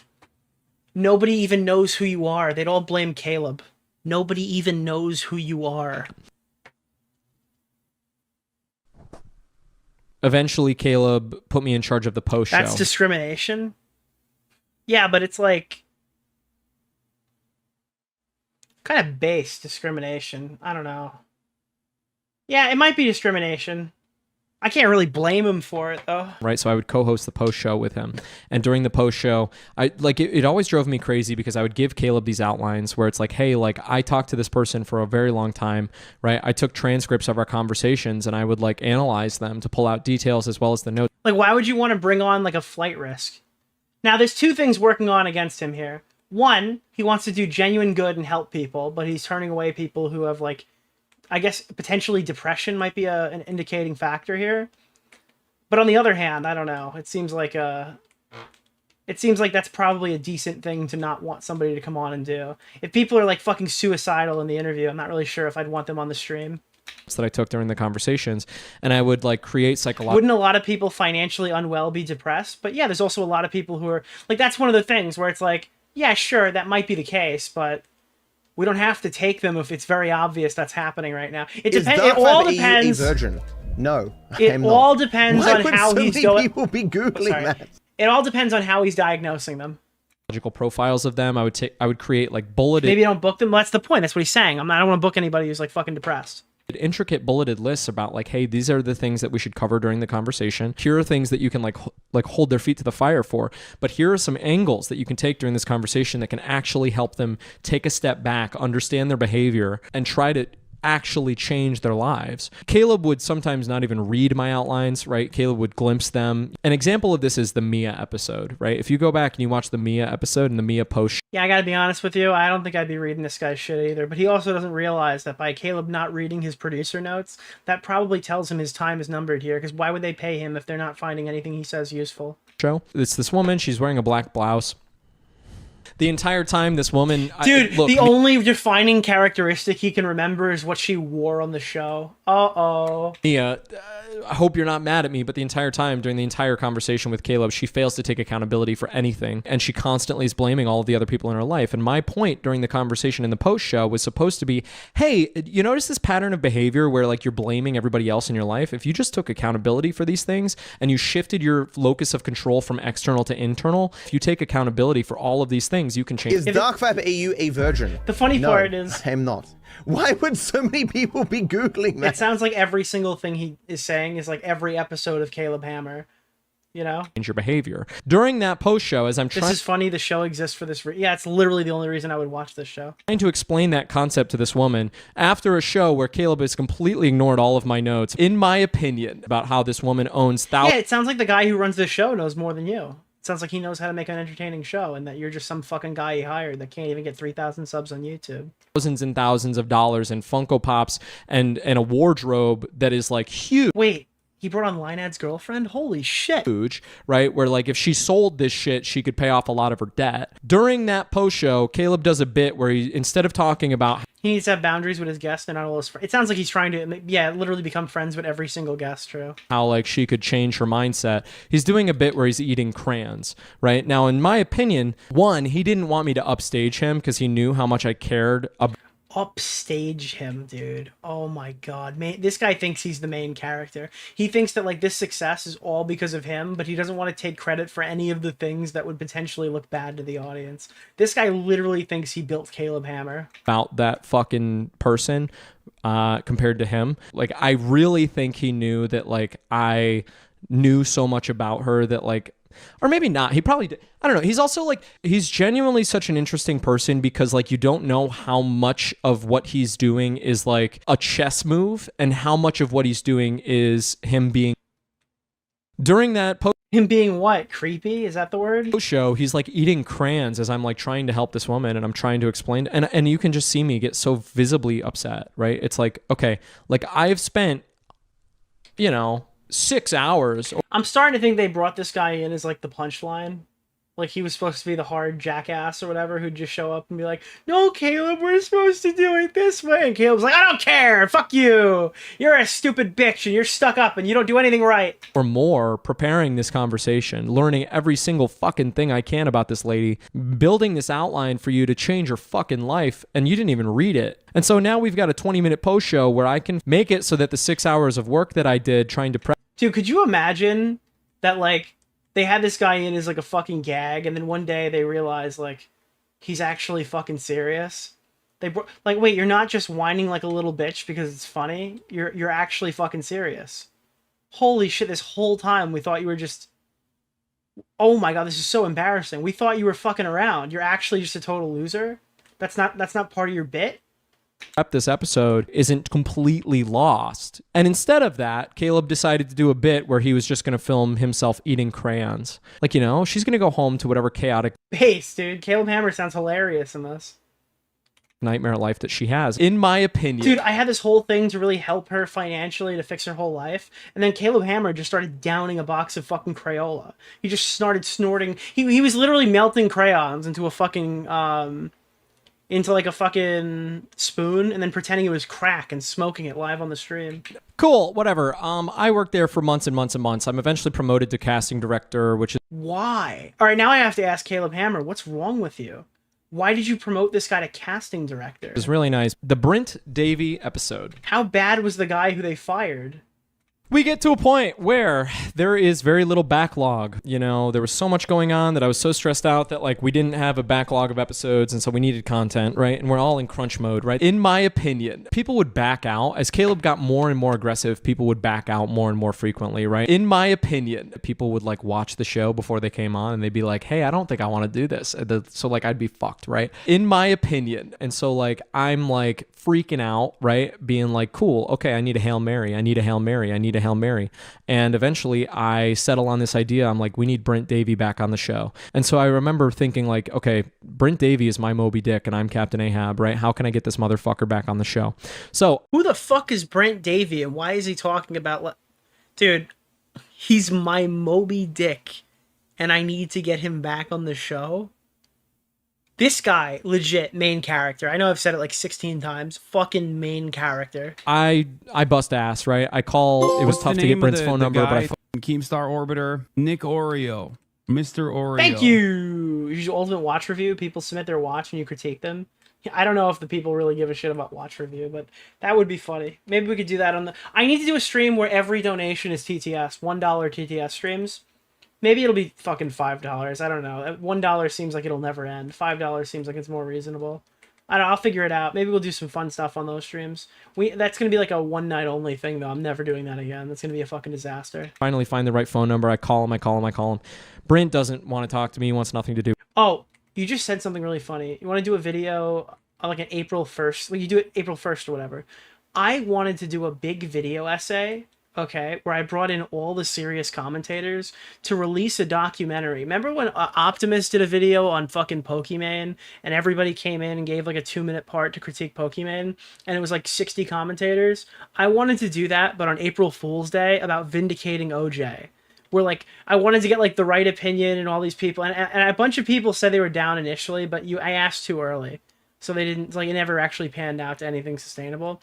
But I wanted to get all the respected YouTubers to do an April 1st video to defend OJ Simpson. And I thought that would be, like, one of the funniest things ever if that actually happened. It was the greatest idea I've ever had on YouTube.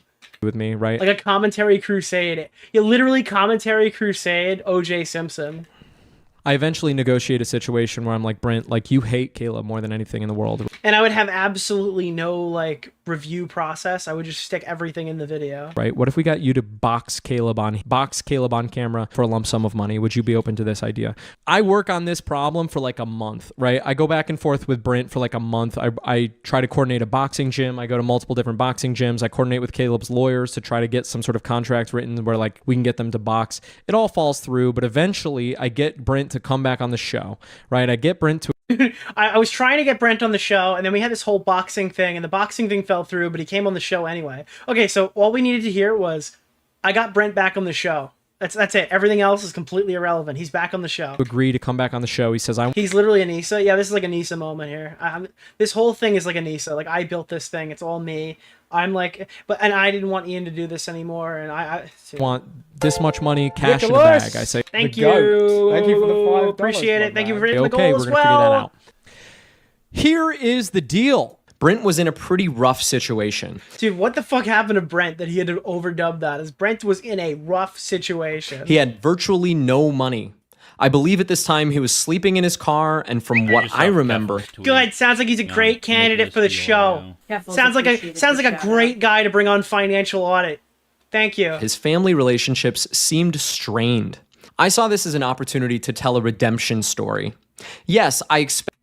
Yeah, well, guess what? Unfortunately, it's not the Jackass show, the Jackass Chrysler show, and you don't really get to make that final call. So if you were worried about this guy getting embarrassed publicly on stream, then maybe you shouldn't have, like, brought him to Caleb Hammer on the show that you know literally embarrasses people for money. I'm not buying this shit, dude. This guy was complicit until the day he wasn't complicit anymore. Expected some tongue-in-cheek And by the way, complicit in making good content. I have absolutely no ethical issues with what I'm hearing here. rivalry for the show, but my ultimate intention was to actually help Brent. I viewed getting him back on the You're a fucking moron, and you think you had more fucking power than you did. show as a redemption arc. But once the cameras started rolling, things I brought on this loser who has no money on the show, so fucking Caleb can come on and dance on his grave, and I thought it'd be a great redemption arc for him. Like, does he even hear the argument that he's presenting in front of us? shifted. Caleb revealed 2 custom t-shirts that featured mocking quotes from Brent's original episode. The tone wasn't exactly financial. There weren't very many documents to really talk about, and the discussion veered away from anything too helpful. What was framed as a financial audit didn't really feel like one. It felt more like a spectacle that I had not signed up for. We get to a point in that recording where Brent is staring at the table. He's completely incommunicado, right? Sounds like they got what they wanted. He's completely done speaking. He's just... Am I supposed to believe this guy would have no fucking idea what he signed up for when he booked this guy? He had no idea what Caleb had intentioned with him. He literally tells Caleb, he goes, You know the best part of this? This guy knew exactly what was coming, and I guarantee he told every single person this time it'll be different. That's what I get from this. I get that this guy wanted to change the show desperately, so he would use that as a ploy to get people on, and they would get mad at him after the fact because it was exactly what they expected or exactly what the show actually does, or they weren't knowledgeable on it and he didn't prepare them adequately. write down whatever it is you want me to say That's what I've gotten from this story so far. on a piece of paper, and I will say it to you verbatim so that I can be done with this. Thank you for the $5. This Brent guy got arrested for threatening the governor of Texas and got a felony? Really? Okay? He's done. And then I heard something that made my stomach drop. We needed a fucking... Oh, God, dude. I'm paraphrasing, but it was something like, if you don't finish this conversation and talk to me for another 30 minutes, you're not going to get paid. That moment stuck with me.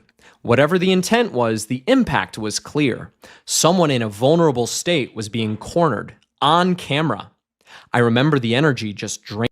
Yeah, you booked them to be the vulnerable animal on camera, just to be clear. Meaning from the room. It didn't feel like a show to me anymore. It felt like something else. It's still a show, just to be clear. But anyway, I watched this happen, and it doesn't work. And again, we have no idea what the context that was in. It could be, well, you know, if you don't give me that, if you don't say anything, we can't really pay you. You know, you didn't really do the show. That could be said like that, or it could be said like, you know, if you don't fucking get up right now and look into the camera and tell them what a pussy, pathetic loser you are, and fucking you won't be able to pay your bills, you won't be able to pay your rent, you'll be fucking homeless, they'll take your car, your family will hate you, your life will end, and you will die. You will die where you're standing.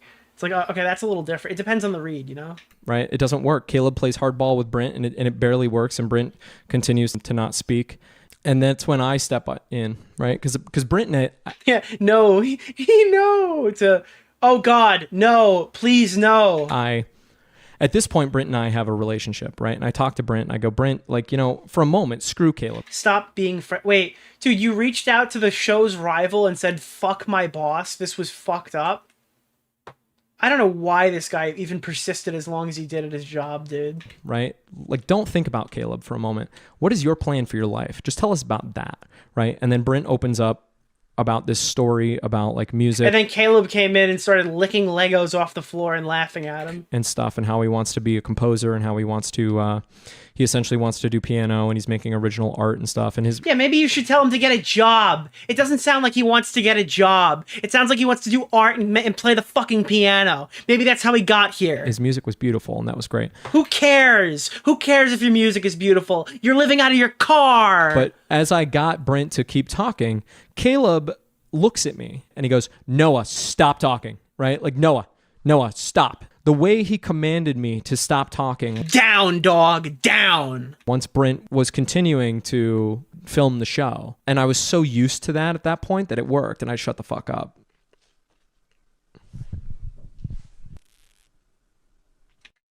Good. Brent finished the conversation after that. Afterward, I had a conversation with someone on the team where I floated the idea, hey, what if Brent had been recording that conversation? The look that I got back from that teammate said it all. That's when it hit me. The unease that I felt, it didn't just seem to be mine. It was shared. It was real. I wanted to tell a story about redemption. What happened instead was something I couldn't justify. Suddenly, I felt like I was complicit for staying. Wait, so only after you realized that you could have been recorded and would have looked awful, then in hindsight you were like, holy shit, this actually sucks? This is the worst thing ever?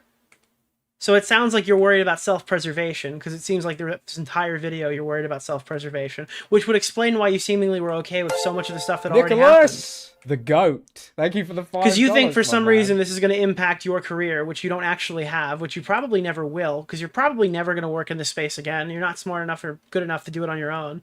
So, I'm starting to think I'm figuring out what happened here.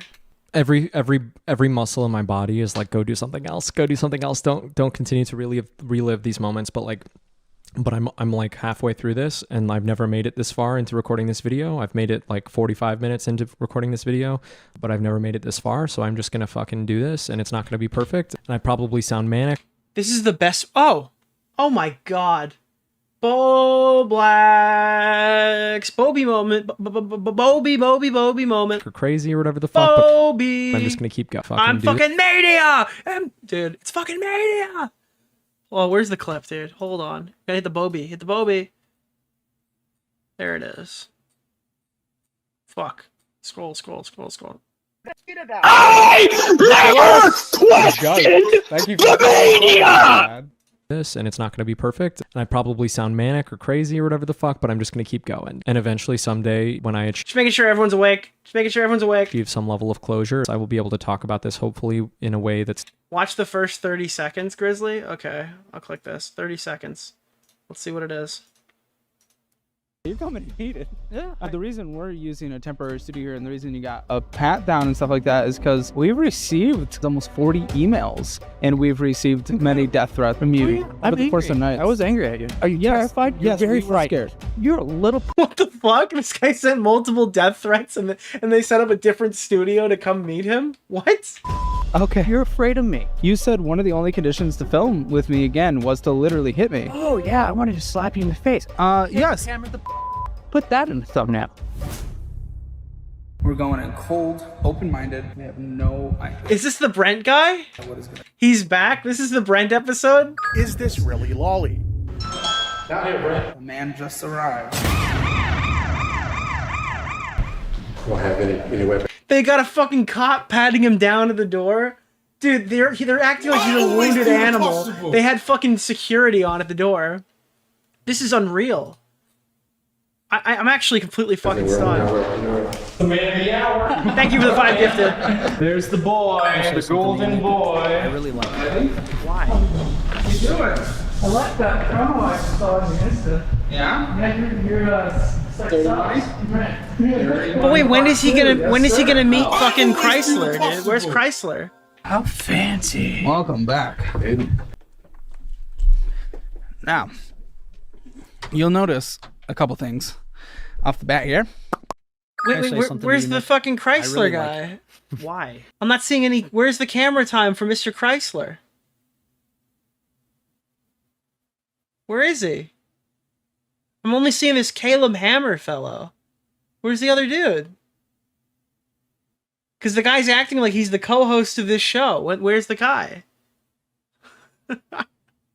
Wait, you don't see him get told off? Does he get told off? Where's the main character? Why does they have this side guy on?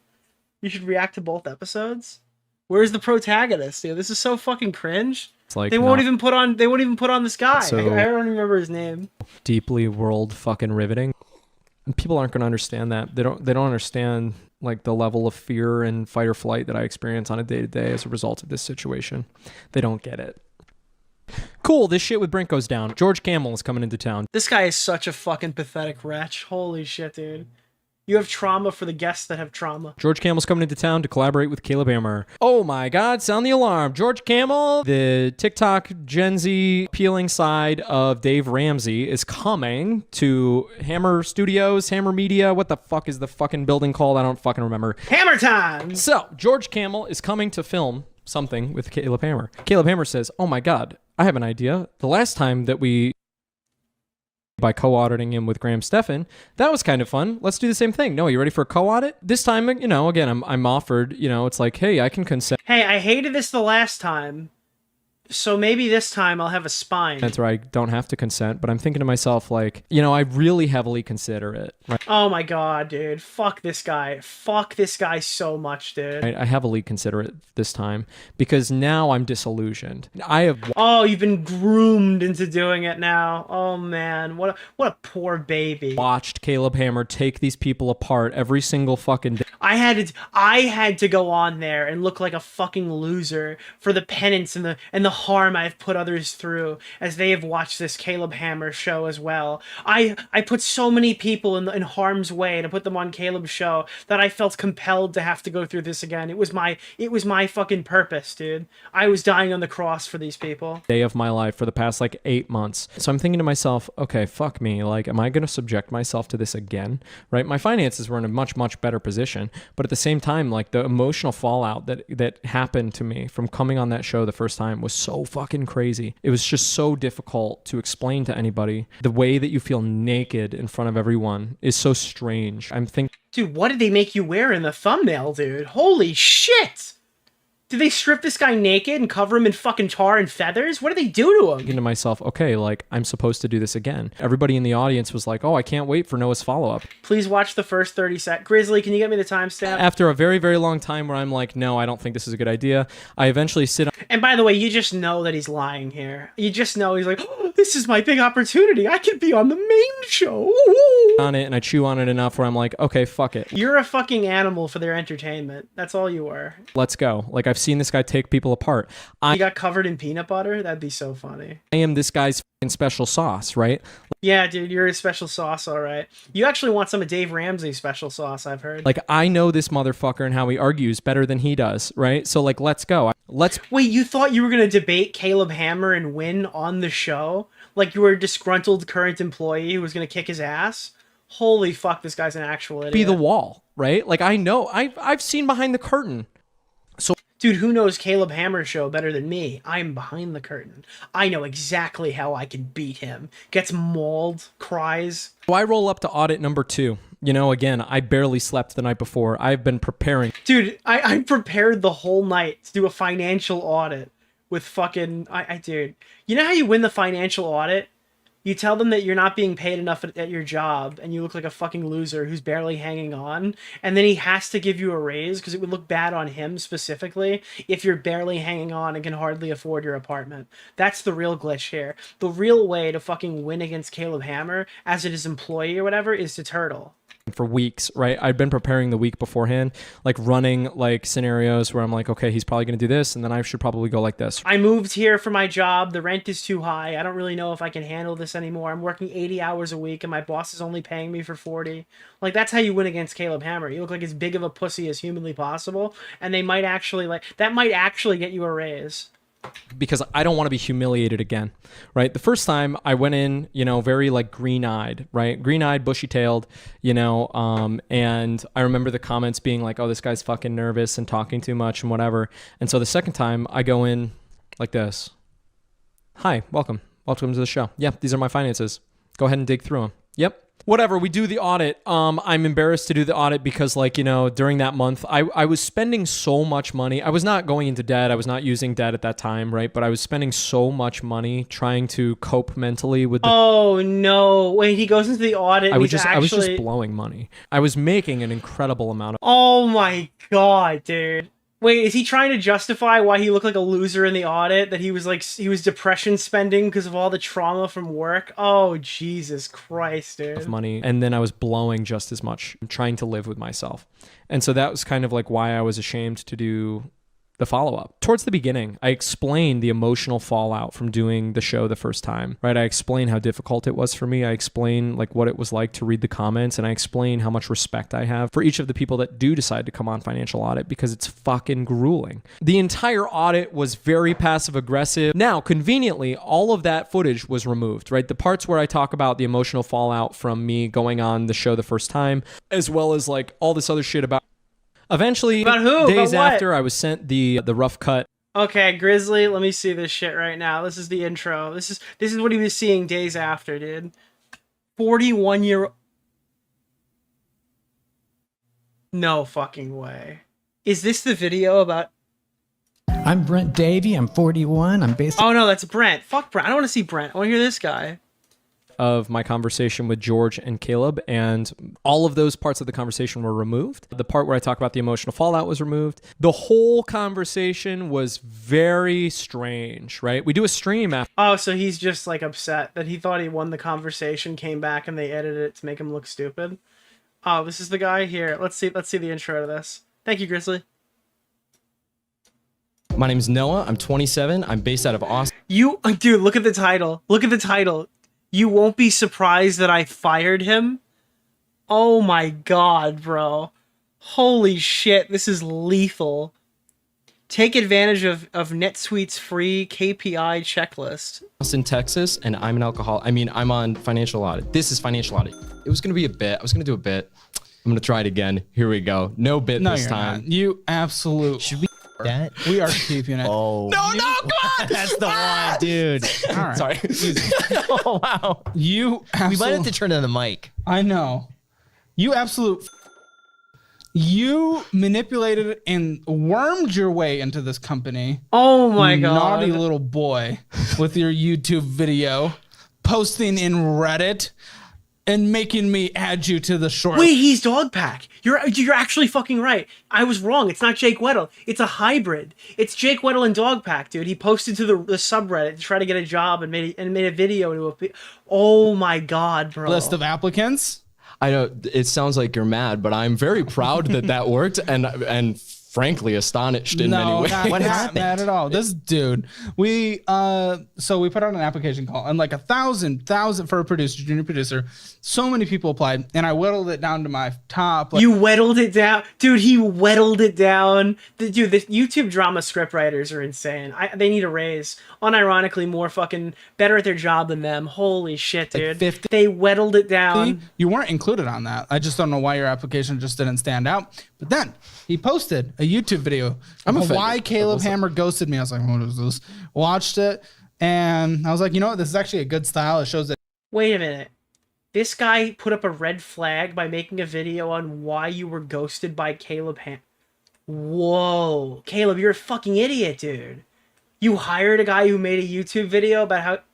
Okay. He's a creator, you know, he knows what he's doing. I gave him a call. I was like, I saw your video. You're on the list. Calm down. Hung up. And then through our senior producer, whittling it. I would never have hired somebody who's done that. Imagine, bro, I put out a casting call for a fucking channel editor and a guy makes a video saying that I was fucking... Dude, that guy's going to make a video the minute he gets fired. The minute something goes wrong, this guy's making a fucking video about it. 100%, bro. I'd never hire somebody like that.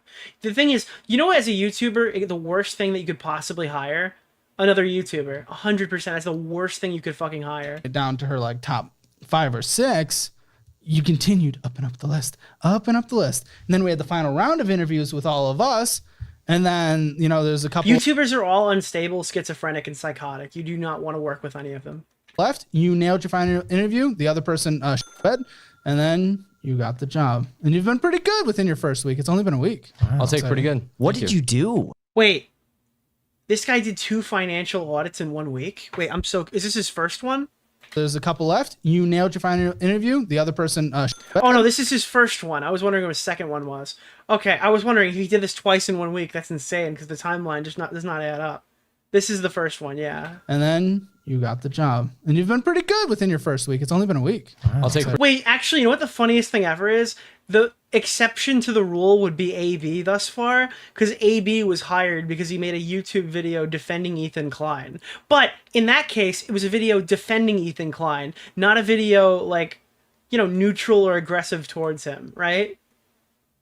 Pretty good. What did you do? How did you stand out so much? I watched Caleb since the beginning, since taquitos. Wow. I watched Caleb, you know, everybody, I think. When did you watch Caleb from? Oh gosh, when did I reach out? I think like 30K? I don't know. It was warm outside. I remember being excited. Yeah. But anyway, I jumped on the train when probably a lot of people jumped on the train. I saw the post and then I created a YouTube video. But like at this point, I've created a couple YouTube videos. And so like, I know everybody's first videos are like, you know, very I think he thought this was his jumping off point, and it really was just like nothing. This is nothing for him.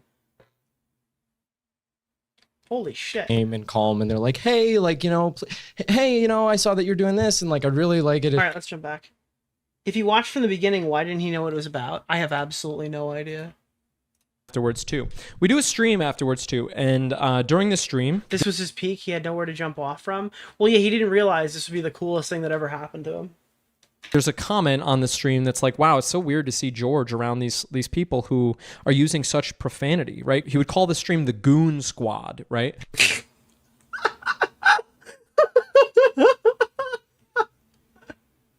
Oh God, this is ridiculous. Anyway, whatever. We finished the fucking filming. I get a couple days later, you know, the rough cut, which is supposed to just be the raw footage, in my opinion. But they had removing sections of this conversation, you know, without any notice, right? In my opinion. Dude, the YouTube script writers are actually so fucking cracked. Like, they removed all the parts where I was like, hey, going on the show. I literally think we're in simulation theory. I think somebody out there is investing like tons of money to make artificial intelligent people for us to take down. Show the first time fucking drove me crazy. They just snipped that away. Like, we don't need that. That'd be terrible. And then we do the live stream, right? On the live stream, George reads a comment about how it's weird that like he's around so much profanity, right? Like, people like this just can't exist, right? Like, does anybody think that people like this can actually exist as like human beings? It's just way too easy, dude. This is way too easy. Nicholas, the goat. Thank you for the $5, my man. And then Caleb. Thank you. Caleb uses that as an opportunity to drop the C word. And I'm thinking to myself, what is the C word, dude? Immediately, he just called me a cracker right in front of the whole audience, dude. Right in front of the whole audience, he looked me right in the eyes and told me that I'm a cracker. Wow, what a horribly unprofessional thing to do to another person in this space. To drop the C word after they're clearly uncomfortable about the language that's being used. Is it crazy? What is the C word? On charity? The program, right? To just blatantly do that on a live stream. What is the... Is it... Did he call him with a see you next to the Aussie word? thousands Yeah. of people watching. Cool, whatever. Wait, but that's not even like a... Nobody's actually offended by that word. I'm sorry. There is literally nobody who's offended by that word. Unless you're like a 50-year-old woman or something, or like a 60-year-old woman or something. And like, that was like I've never heard a person under the age of 30 upset about the C word, ever. The only reason I'm not saying it directly right now to my entire audience of fucking 4,000 or whoever the fuck is still watching the stream, is explicitly because like, it's a demonetization term. There was also a guy that I deeply look up to named... Wait, is it Christ? Like Christ in vain? Named Chris Doe. And Chris Doe is this person that had helped me previously in my career. His ideas had helped me make money as I was struggling to build my own marketing agency. I watched his videos religiously, and I had implemented a lot of his advice, and I deeply, deeply looked up to this guy. I met him at a YouTube creator event. So anyway, I talked to Chris Doe. I'm like, Chris, like, you know, I took your advice earlier in my career, and it caused me to, you know, fundamentally change my life. I quit my job as a result of your advice, and Dude, I would feel so fucking nervous if somebody walked up to me and said, I quit my job because of your advice and fundamentally changed my... Oh, God. built a marketing agency. We're serving C-word right now. Thank you, Olivia. Based. See, Chris, what if you told me the wrong advice, man? Like, does that ever fuck with you? Thinking to myself, like, you know, I'm racked The C-word is Chrysler, yeah. with guilt all the time. Chris Doe essentially gives me the advice from He just walked over and gave this guy a fucking crazy blowy right in the middle of the room. Spider-Man. He goes, like, with great power comes great responsibility. A personal brand is the impression that people have about you, that gut feeling about who you are, your values, your belief systems. And you need to consistently show up as that person. So you're going to share what you know, and you're going to build this upon the experience and the things that you've actually accomplished, not the things you just read about. And there's a general rule here, which is you do personal development in private when no one's watching. And when you discover things, you teach that in public. Like, we have a responsibility as content creators to do right by our audience, right? To search until we have the correct answers. And so I remember that evening after the George... Dude, you're not one of them, little bro. You're like hardly a YouTuber. Who the fuck is we? Camel shoot and everything. I remember staying up very, very, very late, and I wrote like an equation. Because, like, you know, I was at that point so much that I didn't know what was reality and what was not. I remember... What? Wait, what are you talking about? What do you mean you didn't know what reality was? What's wrong with you? Picking 4 criteria, right? The first criteria was long-term monetary health. The second criteria was short-term monetary health.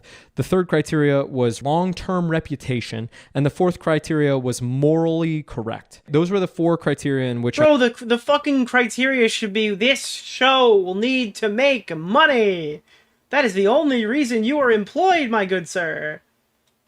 I evaluated my decision on. There was a decision matrix I needed to make as well, right? I could either quit and just walk the fuck out the door. I could try to implement change, or I could do like a combination of multiple, right? Or I could do nothing. I remember sitting down and literally numerically like assigning weights and doing a weighted average of like how to conduct myself and make this decision. Morally correct was like 60% of the weight. I knew there was going to be a negative short-term monetary impact to me if I quit my job, right? You know, I assigned each one a score out of 10. So that was like a short-term monetary impact, bro. You would move to fucking Texas.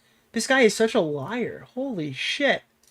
2 out of 10, right? Like, I did have some savings though. I had about 3 months of savings. So like, I knew that like, even if I did decide to leave, like the short-term monetary impact wouldn't be completely debilitating. Then I thought long-term monetary impact, right? It's like, okay, well, probably if I left, like my long-term earning potential probably wouldn't be negatively hindered all too much. That was like a 5 out of 10. Then it was long-term reputation, like, you know, staying presented. No reputation, none, zero, zilch.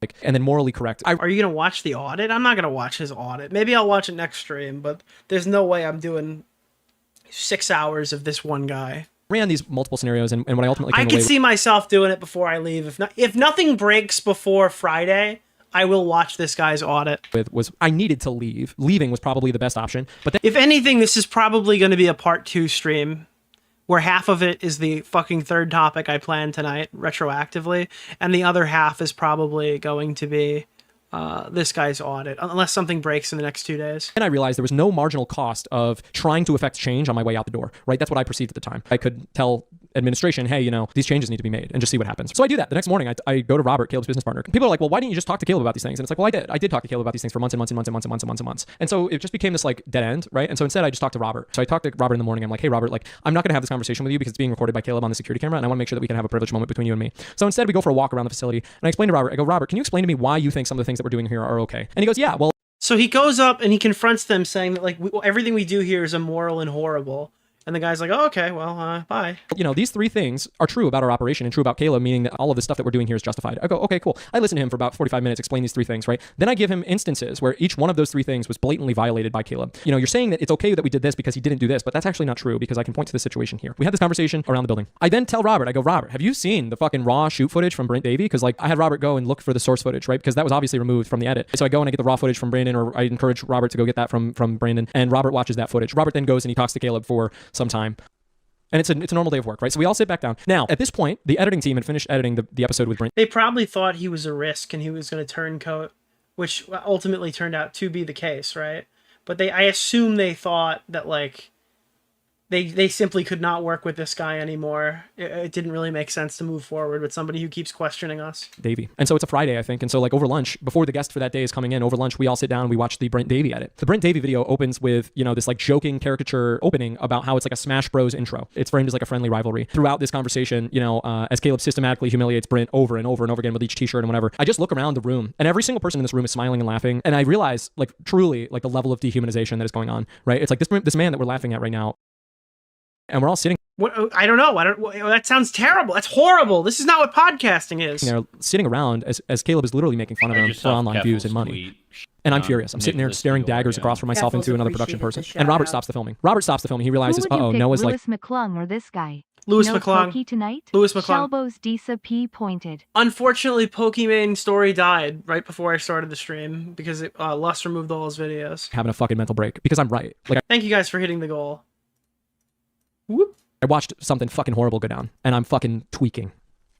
And so Robert stops the viewing party, right? Robert stops the viewing party. We go and we film with the guest. And then that afternoon, I'm called into Robert's office. The last conversation that I had in person with Caleb Hammer was when we recorded that last post show. I don't even fucking remember what happened during that conversation. I was disassociating the entire time. I sit down and pulled into Robert's office, and Robert fires me, which I knew was coming. I am so anxious right now. I'm experiencing so many different emotions, like mentally. Why are you anxious? It sounds like you got fired months ago. What are you doing? What's wrong with you? Living all of these things that like it's difficult for me to articulate. I think some of the nuances of what this. Do you mean? You tried to film this video 80 something times. How is it difficult to articulate? Maybe this is why you're unsuccessful. Maybe you should try a little harder. Like you don't. Maybe you should quit. Maybe this isn't really the impact. This is where you have the best impact. Maybe you should get a regular job again. And maybe you should tell your dad that you're not going to be an entrepreneur. You're going to get a regular job like the rest of the fucking country because you don't have what it takes to cut it out on your own. Understand how much that fucking hurt me. You don't get it, right? Because even though Caleb is, in my opinion, even though he put me through all of this shit. Even Caleb is gay? Why did you say that? I'm kidding. Right? Like, Caleb Hammer was one of my best friends. People don't understand that. Bro, he probably wasn't... You were probably not one of his best friends, if I had to guess. Even Caleb, like to diminish our relationship to like, oh, well, you know, he just works here. But like, we were essentially like comedy duo partners. What's the name of the guy? Keemstar Orbiter? Nick Oreo.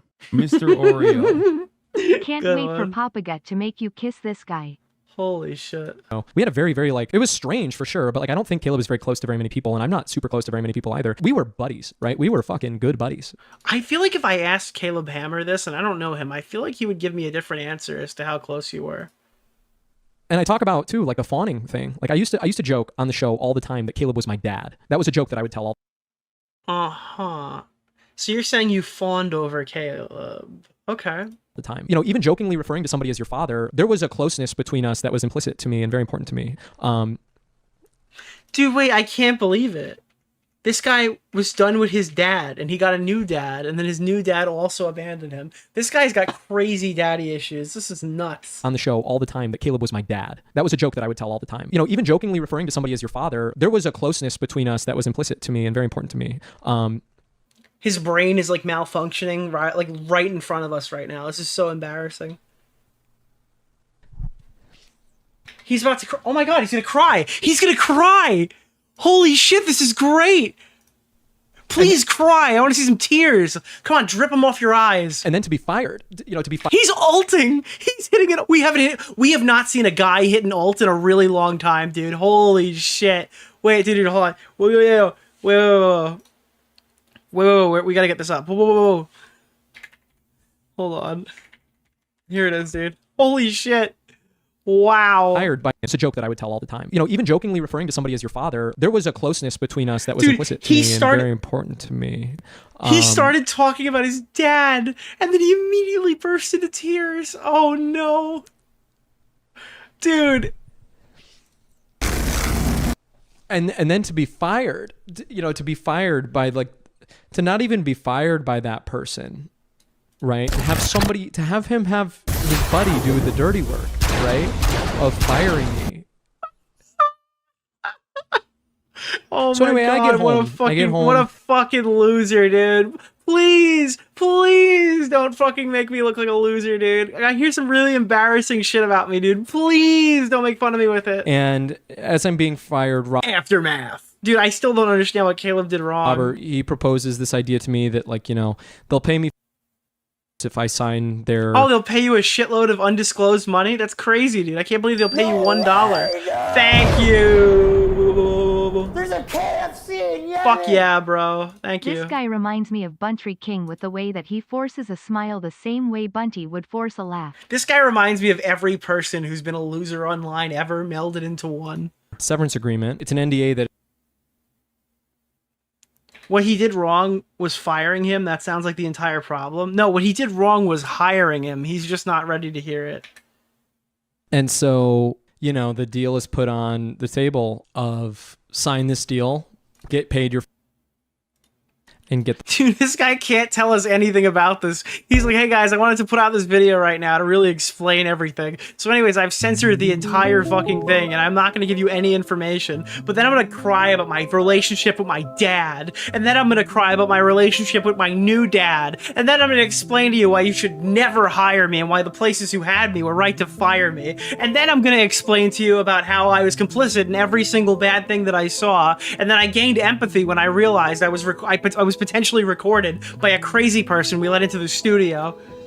I tell Robert during the interaction that I need at least 2 weeks in order to evaluate that decision, but I knew deep in my fucking soul that I was never going to fucking sign a piece of paper like that. That evening, as this negotiation... Please tell me you signed the paper. ...is on the table, Caleb Hammer texts me the security camera footage of me being fired. So you were bullied into signing the NDA that you inevitably went on to break and probably won't get sued over. Great. Robert firing me. The next morning, he sent me an email about, oopsie, I had confided in him, right, multiple times on his show, that I had trauma around being fired. That night, after I received that text message from Caleb Hammer, I immediately freaked the fuck out. I was terrified, right? I was terrified. Caleb Hammer knew where I lived. I lived less than a mile from his studio. I lived less than a quarter mile from his studio. I would skateboard to his fucking studio. I went and I bought mace. Dude, you get yourself a guy who skateboards to work. That'll really help you in the long run. I bought a baseball bat and I bought a fucking doorstop because... Caleb Hammer was gonna come through the wall like a fucking, literally like a fucking Papa Meat edit, like a fucking Meat Canyon video where Caleb Hammer comes through and demands your financial history at gunpoint. I had no idea what was going to happen, right? My sense of safety was gone. My sense of safety was fucking obliterated in that moment. I get the email the next morning, which is plausible deniability in my opinion. Caleb says, oh, whoopsie, I accidentally sent you the footage of your own firing, right? My mother immediately flies down to Austin, Texas, right? She drops everything. I was so mentally fucked up that I was genuinely hey, I got terrified, a question. right? I go to Noah, why didn't your dad go and pick you up? Why was it your mom that did?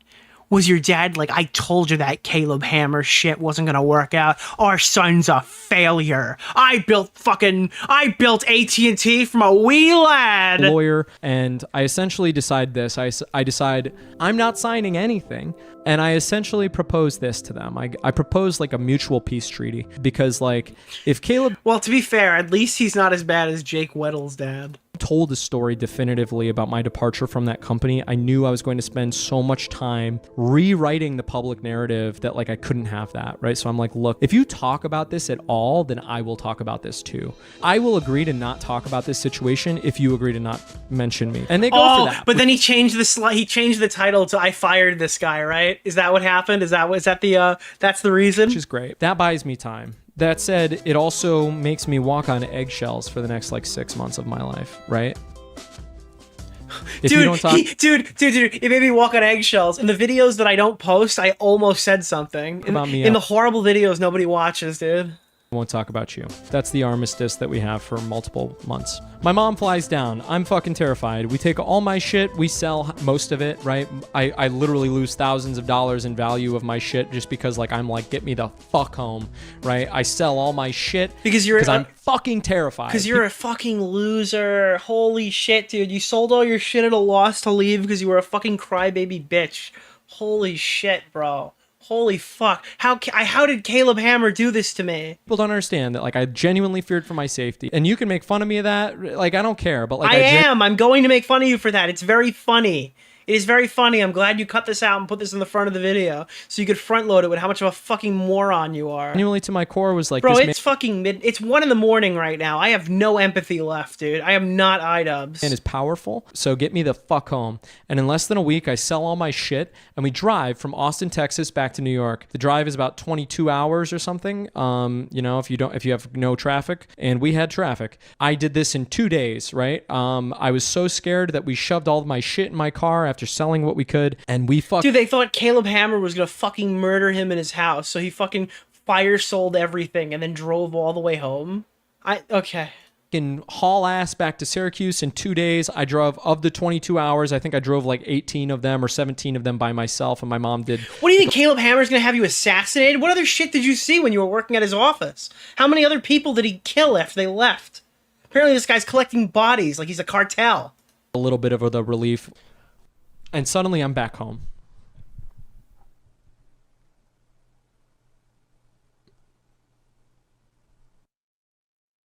Rebuilding. I'm having trouble with this. this. He posted like the I'm Alex back to nothing video. It's because this is awful to talk about. Like, I bet nobody's gonna fucking even watch this late into the video. If you watch this, I'm going to watch it all. Late into the video, post a comment. At this point, I'm back in New York, right? I'm back in New York. I like, my mind is racing, right? I'm like, okay. You're gonna say my mind is raped from all this, right? That's like what my mind is doing. Right? Well, I built a company, not realizing at the time like how deeply psychologically fucked up I am from all of this, right? I don't realize that I'm like I think I'm like hard, right? I think I'm like, oh fuck it. I don't realize this guy's rock hard right now, bro. That I think I'm like Iron Man 1, right? And I realize upon reflection, I'm actually Iron Man 3 when he starts to have like PTSD fucking.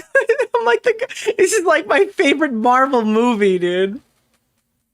Oh god, dude, I'm so done. This is like my favorite Marvel film. Like flashbacks and shit, and he has like a panic attack, and Jarvis is like, dude, I think it's just you freaking the fuck out, right? How did you get out of the world? Dude, the best way he can explain anxiety is by using Iron Man 3 as a reference. I thought I was in Iron Man 1. I'm trying to... I thought this job was Iron Man 1, and I realized it's Iron Man 3.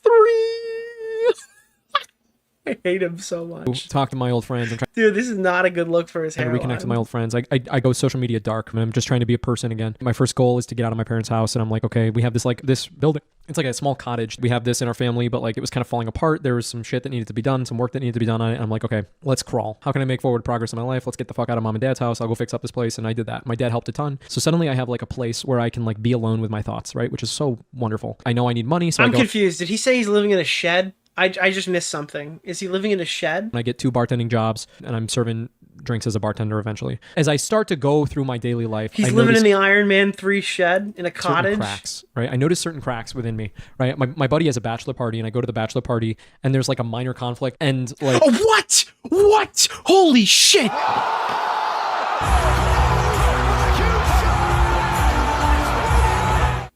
I'm sorry, it's really late. Normally, at earlier points in my life, this wouldn't have been like a big deal, but like I realized that like I'm so incredibly emotional as a result of going through this situation that like I'm starting to realize this, right? I'm starting to realize this in interactions with people in my life. Dude, Noah Chrysler built Caleb Hammer in a cave with a box of scraps. Right. I talk to my parents and I freak out, right? I talk to my friends and I freak out, right? And I'm like, what is happening? And I begin to realize like, oh my God, like I think I'm fucked up. Right? It's so hard to explain to people who have never had significant mental health struggles before what it's like to become aware that like you might not be mentally well as a result of the experiences that you've experienced. My diagnosis is that you've experienced a severe anxiety attack. He fucking put it in there. I'm fucking dying. Dude, this is ridiculous. This is actually fucking ridiculous right now. This is nuts.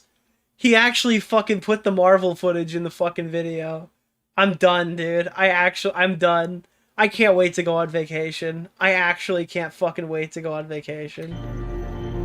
Me? After weeks and weeks and weeks of people telling me what to do and, oh, well, you shouldn't talk about it, right? Everyone I'm surrounded by, I was so afraid when I came back. I was just telling them all of the horrible things that Caleb could do to me if he so choose, right? If I navigated the situation in the wrong way, maybe he could sue me. Maybe he could send somebody after me. Maybe he could send a private investigator after me. Maybe he could try to slander my online reputation. Dude, he's gonna fucking hire an assassin to murder me in my house. Maybe he could try to make it so that I could never get hired in this industry ever again. He could blacklist me. Maybe he could do all these things. I would tell everybody in my life all these things like ad nauseum, right? And so like they started to mirror those statements back to me, right? And I didn't even think about that. And so like they deeply would discourage me from ever making anything like this, right? Everyone in my life would be like, oh, like they were gripped with such fear. But I've wanted to make content my entire life. So I started to realize it's like, okay, I need to make incremental crawling progress forward in any minute. All right, listen, I'll explain this in a way that you can understand it, Noah. Noah, all right, listen, right now you're puny wimpy Steve Rogers. What you need is a metaphorical superhero serum that will create, it'll like jet you up, build you better and bigger, okay? Your problems will fall right off of your shoulders, okay? When you're holding that shield, you're the protector, the great protector of your family, the family that you hope to achieve one day. That's what you need to do. You need to fight, okay? It doesn't matter if you get frozen in ice sometimes, all right? You need to get out there and you need to fucking fight. Station. So I started with an audio only podcast. I started with Brain Juice, right? The idea that like let's just like talk. So I started an audio only podcast, and the first episode was kind of a janky mess, but like, Caleb is going to deploy the Mandarin.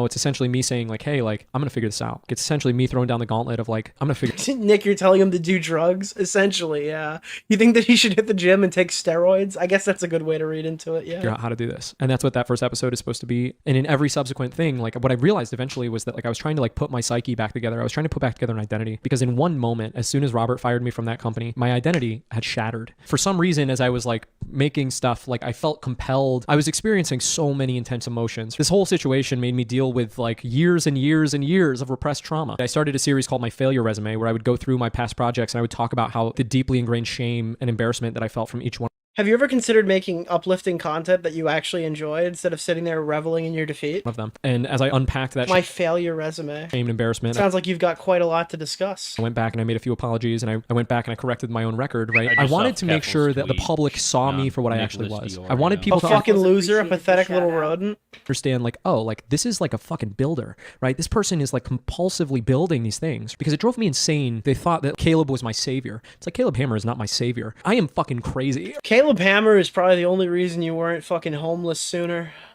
Right, I build shit. I fucking build shit, and I'm fucking hungry. And so it felt like he was stealing that identity from me, and I wanted to first take back that identity, because at my heart, at my core, I'm an entrepreneur and someone who builds. No, at your core, you're a failure, and I think the entrepreneur thing has run its course. Establishing that as my identity was my first objective. I start making stuff. I start putting out stuff as in the cadence that I can. I try to audio only at first, and then we add video in. Some of it has traction. In the video that I made about the RIT newsman, I'm like, oh, it'd be really funny to fuck with him and try to like position it in a way that's like, hey, like I got fired. And then I made the beginning of the video like super ambiguous, so that it was like, hey, like maybe Noah talks about this time. Cool. Eventually I build up the balls, and I'm like, okay, I'm gonna go back and retroactively correct some of these narratives that were spun about me, about my departure from Hammer Media. I was on the creepy Caleb Hammer subreddit. I put out all this video. I try to work with these people to make all this shit, and I think on some level I decided like, okay, I don't think I need to make a video about this situation, because like I can go and conquer the world. But then I realized I wasn't getting enough credit for it, so I went back and immediately started crafting my response. With my own content, right? I can take a high road. And ultimately what I realized is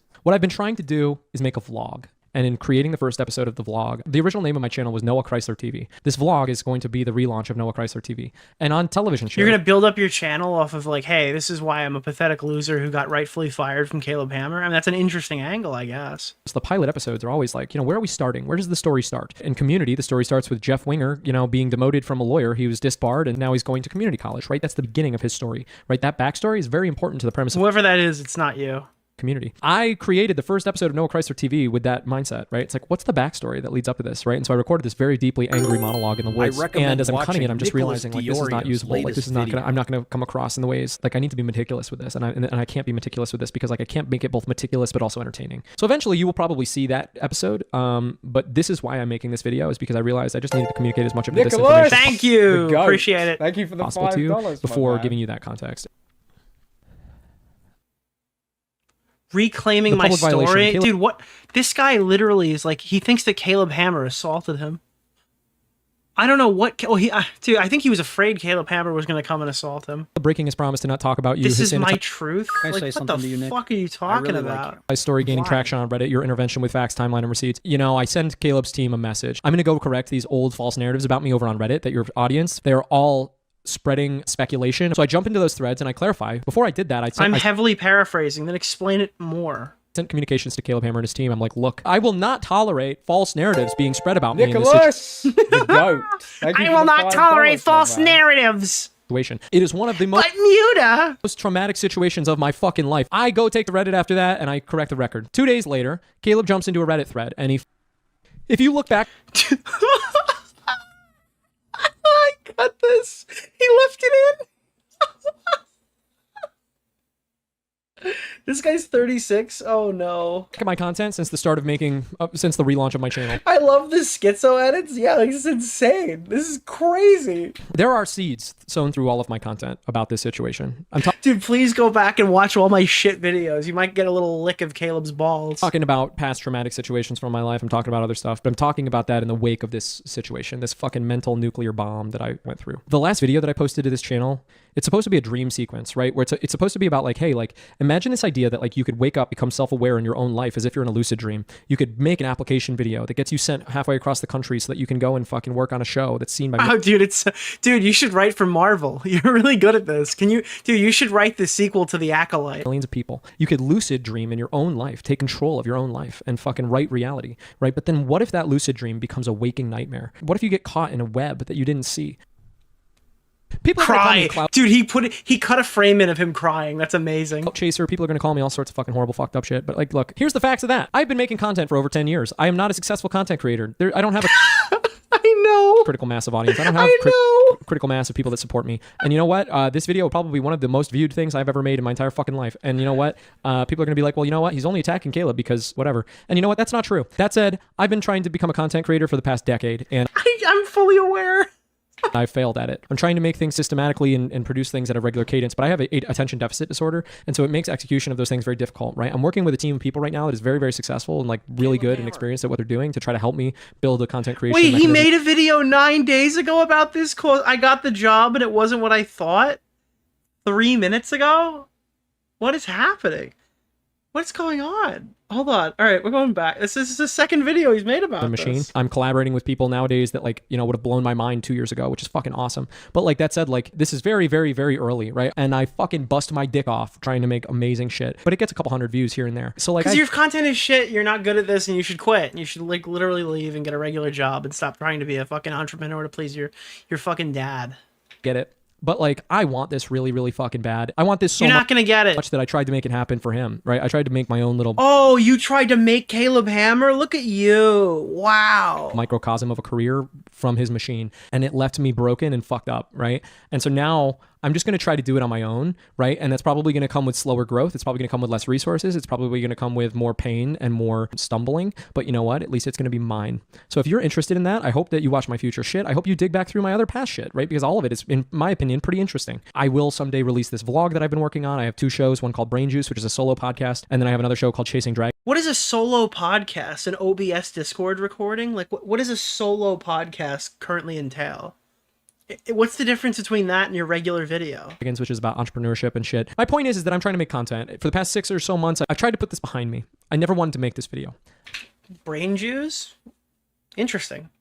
But what are your thoughts on Palestine? Realize now that like I have to make this video, because unless I make this video, I will never receive closure on any of these Nicholas, things. So this is this video. The goat. Thank you for watching. Why does the camera keep moving? Who is holding it? If you made it towards the end. Why does the camera keep moving? And to the people who have reached out to me as a result of this situation, to the people who have surrounded me with kindness and empathy, you know, they've listened to me. Thank you specifically. Dude, he cut to a frame when he's already in tears. Oh no.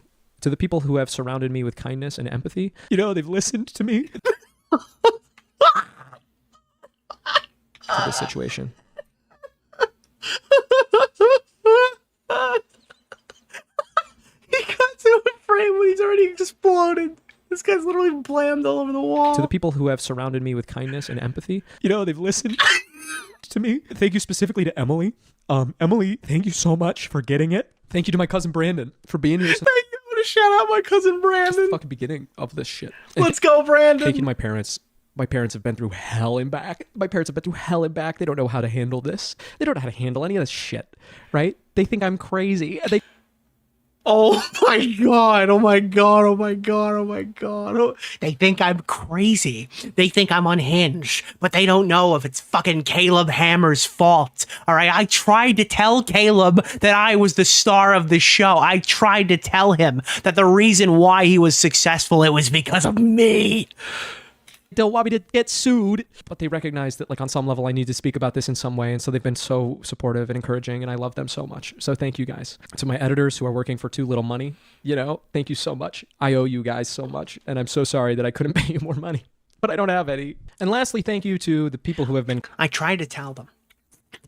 I tried to explain to them that, listen, I was trying to make my dad happy. And, well, it was going to happen one way or another. Kind to me in my DMs.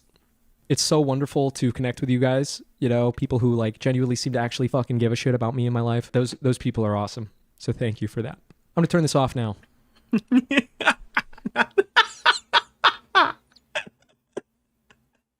It sounds like you could use a financial audit. Good fucking point. Holy shit. Moderator note. We're really grateful for the thoughtful feedback, even if it's critical, but if your comment was removed, it's likely because it was insulting or mean, not because it was challenging. The space is about discourse, not cruelty. We're not doing shame here. I recommend watching Nicholas DeOrio's latest We gotta video. look at like the newer comments, because all the funny ones are gonna be deleted. Claiming to have proof but sharing none of it is a really interesting choice. Hey man, you're gonna say this with kindness. Please seek therapy. I can tell this guy never worked a manual labor job in his life. Watch it before it gets taken down. I'm sorry, but you lost me at there should have been an adult in the room. No, to be completely honest, you had to scout Caleb Hammer and his content ahead of time before getting the job. No one will ever hire this person again. Oh no. Kind of created that red flag video of why not to hire you. I told him getting fired is traumatic to me. It's one of the softest things I've ever heard in my life. You need to get a grip. This video screams, I'm a professional liability who any future employer must avoid. If this is the most traumatic thing that's ever happened to you, consider yourself blessed. This guy has the emotional capacity of a 13-year-old girl. So far, I'm gathering that you have the emotional maturity of an undercooked Idaho potato to the Ohio potato, bro. That's you. Holy shit. I can't continue working here unless this place changes. All right, then. You're not a good fit for the company. Freaks out and buys mace. I'm only 15 minutes in. I'm concerned. You left your home without a job offer, and your friend Emily is acting like your therapist. This is highly unethical. Honestly, I'm not sure what I watched. Zero hate, just confused. It feels like this was all over the place. All right, Caleb Hammer finally gets exposed. Anyways, I would have a bad feeling about him, but I figured this would happen sooner or later. Oh, wait, no, this guy's an entitled baby. They started mirroring the words back to me. No, bro, that's your family telling you to shut the fuck up and not post this video. Here's some constructive criticism. Brent was not your weakest example. Brent openly shits on Caleb in the first show, sent death threats to Caleb and the staff since the audience, the people of their own free will, called him a loser. Brent came back on the show a second time thanks to you, hostile and abusive. Caleb then made fun of the guy back. Brent is no saint. Brent is your worst example of anything you could bring in a video. I'm sorry Caleb teased the guy convicted of sending threats to a U.S. senator and then made threats back. Caleb may not have a license to financially help someone or guide, but you're also in no position to help them with their mental problems. Where is your degree in psychology? Holy shit, you mauled him. I say this as someone who detests Caleb, but you need to come back to reality. It's an awful look for future employers. So I see this, right? Like, 16 minutes in, Noah states that he applied for this job based off of TikTok videos, YouTube shorts, and a completely different person's financial advice channel. Holy shit. Guy's a total whiner. He applied for the job a year ago and Caleb was doing the same thing he does now and claiming he's now he's distancing himself because he thought Brent was fucking, or Brent Rivera, whoever the fuck Brent guy is, was fucking recording and they thought he would be implicated in whatever happened. That's why he's quit. I 100% pegging him for that reason right now. He doesn't like that. No. No. Pegging him for that reason, dude. Thank you for hitting the goal. Brent Rivera. That's the one who got into a fight with Dumpy, right? That's what I thought Brent was at first. No. Do you shit yourself? No. Imagine getting fired is the most traumatic experience of your life. Boo fucking who, you're not wanted there, move on. The guy's a representation of the average. Dude, you know what happened? This guy was he was browsing r/no work. What is the thread where like the thread where it's like anti-work or something, where they sit there and they all cry and have a big fucking millennial sob fest when they're asked to do a simple task at their job that they can't accomplish. I can't tell if it's a satire or not. You were a liability, and I don't blame them for firing you. Holy shit, dude. Thank you. You were one of the adults in the room. Creating a long video bad-mouthing a former employer, not a good look, could be a red flag for potential, r/anti-work. That's what it is. So what is this one? He made a 3-minute video earlier. I remember the day I posted this video. I was so proud and excited. I worked on this like crazy. This was my shot. I never expected things to turn out like they did. Usually when something painful happens in life, I develop a habit where I deliberately look bad. I try to understand, where did I go wrong? What did I lose? What should I be striving to rebuild? This was my application to work for Caleb Hammer. When I made this, I watched the marketing company that I worked toward building the last 18 months crumble in front of me. I was at the end of my rope, out of money, out of runway. Desperate and afraid, bills were stacking up, and holy shit, dude. This is when a friend of mine asked a super simple question. Why don't you work for a YouTuber? Ultimately, this video resulted in a job that ultimately changed my life in a way I'm not proud of. You can hear it in my voice in the video. At this time, I believed. I thought I was stepping into a mission. Watching the video now, I see the innocent fantasy and the hope that I still love this version of me because he wanted to build something that mattered. He wanted to help. Again, like, you're going to work for a fucking YouTuber. You're a total fucking idiot. You absolutely deserve everything that happened to you. If only it could have been meaner and worse. That would probably be the only thing that I wish would be changed here. Caleb Hammer, you recently posted a YouTube community update looking for a junior producer. I eagerly applied to the job. I left a comment. You hearted my comment. So then I eagerly awaited your reply. And then I heard nothing for days. Which, by the way, I completely understand. You're a busy guy. You're out here, you're releasing Monday, Wednesday, Friday, hitting that upload schedule. You're making that money, baby. You're making that money. Wow, I can't believe he wanted to change people's lives here. This is crazy, dude. It's like he had no idea what he signed up for. I get a trillion DMs a day now, so I get not being able to look at them. So, Caleb, to see if I can get you to reply, I thought I'd make this video and give you the top 5 reasons you should hire me in 231 seconds. Reason 1. He couldn't even... Okay, dude. I've basically done the job before.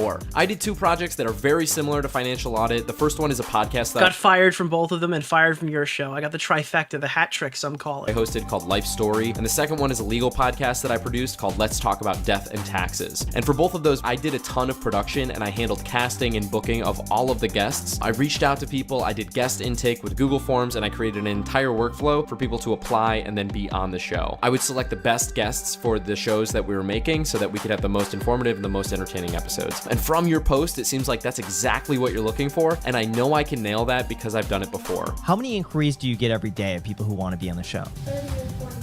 30 or 40 a day. She compiles them into a spreadsheet, and we make sure that there are diverse enough situations and situations that we can help the most. Reason 2, I've made a ton of content over the years. I just make content. I make content. A ton of content over the years, and I literally subscribed to this channel briefly and couldn't crack 2,000 subs. How much does this shit actually, like, what is he doing here? How many videos? If I see more than 100, I'm gonna have a real fucking problem here. 130 videos, and you have literally accomplished 90,000 views in 130 videos. You're not even at average. Wait, the best part of this, right, is that the most recent video we just watched has 34,000 of them, and this has 5. That's 40,000 of his 90,000 videos, meaning he's averaging like 500 views per video. In 10 years. Quit. Quit. It's not working. You're not going to be a YouTuber. Quit. Quit. Quit. Quit. Quit. Holy fuck. You good? Although none of my projects have had super mainstream success, I've been making videos for the better part of 10 years. I've done a lot of different stuff with a really strong focus on storytelling as well as interviewing and journalism. I can help you diversify and create. This guy jumped out of a plane and he could only get 200 views, dude. It's one of those YouTube shorts. This guy jumped out of a plane and he could only get 200 views. Can you please like it to make him happy? More content for your audience. Quit. In your recent conversation with Graham Stephan, you're just one video away from right quitting. Now, you should be looking for ways to diversify your content and keep things fresh, while also continuing to produce your show that's been a smash hit. Here's the way I see it. Hey dude, I actually wanted to let you know that I could be a great producer for your show. In fact, my resume is a channel that had 50,000 views across 10 different years. I average exactly fucking, what is it? I can't. This is so fucking stupid. Something very good going on. I average 5,000 views every 10 years. I can really help your brand. Here's my fear with your channel. There's going to be a point eventually where it gets a bit stale. Sure. What is this, dude? Wait, what is this video? I got fired by Noah Chrysler. It's an hour and 22 minutes. Nobody cares about my work. Nobody cares about my work. And suddenly they cared for some reason. When an employer communicates to you that they don't want you to work there, that is not always a bad thing. It's what? How many videos have you made about getting fired? That is sometimes something to be very, very proud of. I abandoned him. I felt so bad because it's like, man, this is my best friend. This is my fucking best friend. On average, the human brain contains just over a liter of juice. And for this show, I'm going to use every last drop. Welcome to Brain Juice with no... What the fuck? Oh no, bro. Oh god. Why is there Pokemon? What's happening? What's going on? Dude, brain juice. We've all made mistakes growing up, and it's cool that you're putting this out for others to hear. Oh no. Fun fact about PokeRap, and you actually showed it. They say Poliwrath, and they show a picture of Poliwag. Want to spend money on, right? Similar to like being black and white. Whoa! Holy shit, dude! Holy shit! What a timestamp, bro! What the fuck? Being in a situation that is very similar to like being black in white dominated, positions. And, you literally just explained out loud the dude, iDub screaming from the rafters. Yes! Exact frustration and possible solution. If only we had done more to make Noah a better dancer, singer, and performer. Which, by the way, I'm done. I can't watch any more of this guy. I hate him, actually. If I could unsubscribe like twice, I would. What the fuck, dude? Holy shit, bro. Please tell me this guy tried to do financial audit at some point in his fucking career, too. My best friend and I got 10,000 to start a business and we blew it. This guy's whole series is like, dude, not only did you blow it and you're fucking, wait, you got 10 grand to start a business, then you blew it, you made 20 grand and then the fucking thing went tits up. That's hilarious. Also, then you not only did you fail at business and then lose the $10,000 or whatever, you have 185 views on the video where you did it. What a fucking pathetic loser. So this is for the failure resume series that I've been doing. And the failure resume is just like... This is the worst type of person. The guy who drags his friends to go on his YouTube channel that have 180 views a video. Like, oh, dude, you want to be my YouTube video? Oh, we're going to the bar tonight. But, dude, come on. It's for the channel. Dude, I got to be honest with you. You're 35 years old. You've been doing this for 10 years. You've never done anything successful. But nobody ever says that to you. They're like, yeah, dude, I could be on the... I could be on the channel, I guess. Yeah, sure. Dude, the failed YouTuber friend in the friend group is literally the worst archetype of human being. I pray to you that you never have to put up with it. Oh, yeah, I've been thinking of streaming on Twitch. I got about 3 viewers right now. Yeah, one of them is my mom, but, like, I think it's really going to take off soon. It's like, dude, you're fucking 35 years old. Like, it's time to get a job, buddy. It's not working out. Holy shit, dude. Like, it's been years, dude. Give it up. Give it up. 28? Is he 28 years old? He's 28. I said he's 30 before. He's 28. Holy shit. All right, I'm fucking done. I'm out of here. I'm done. Matt Armstrong is sick. Go watch his fucking YouTube channel.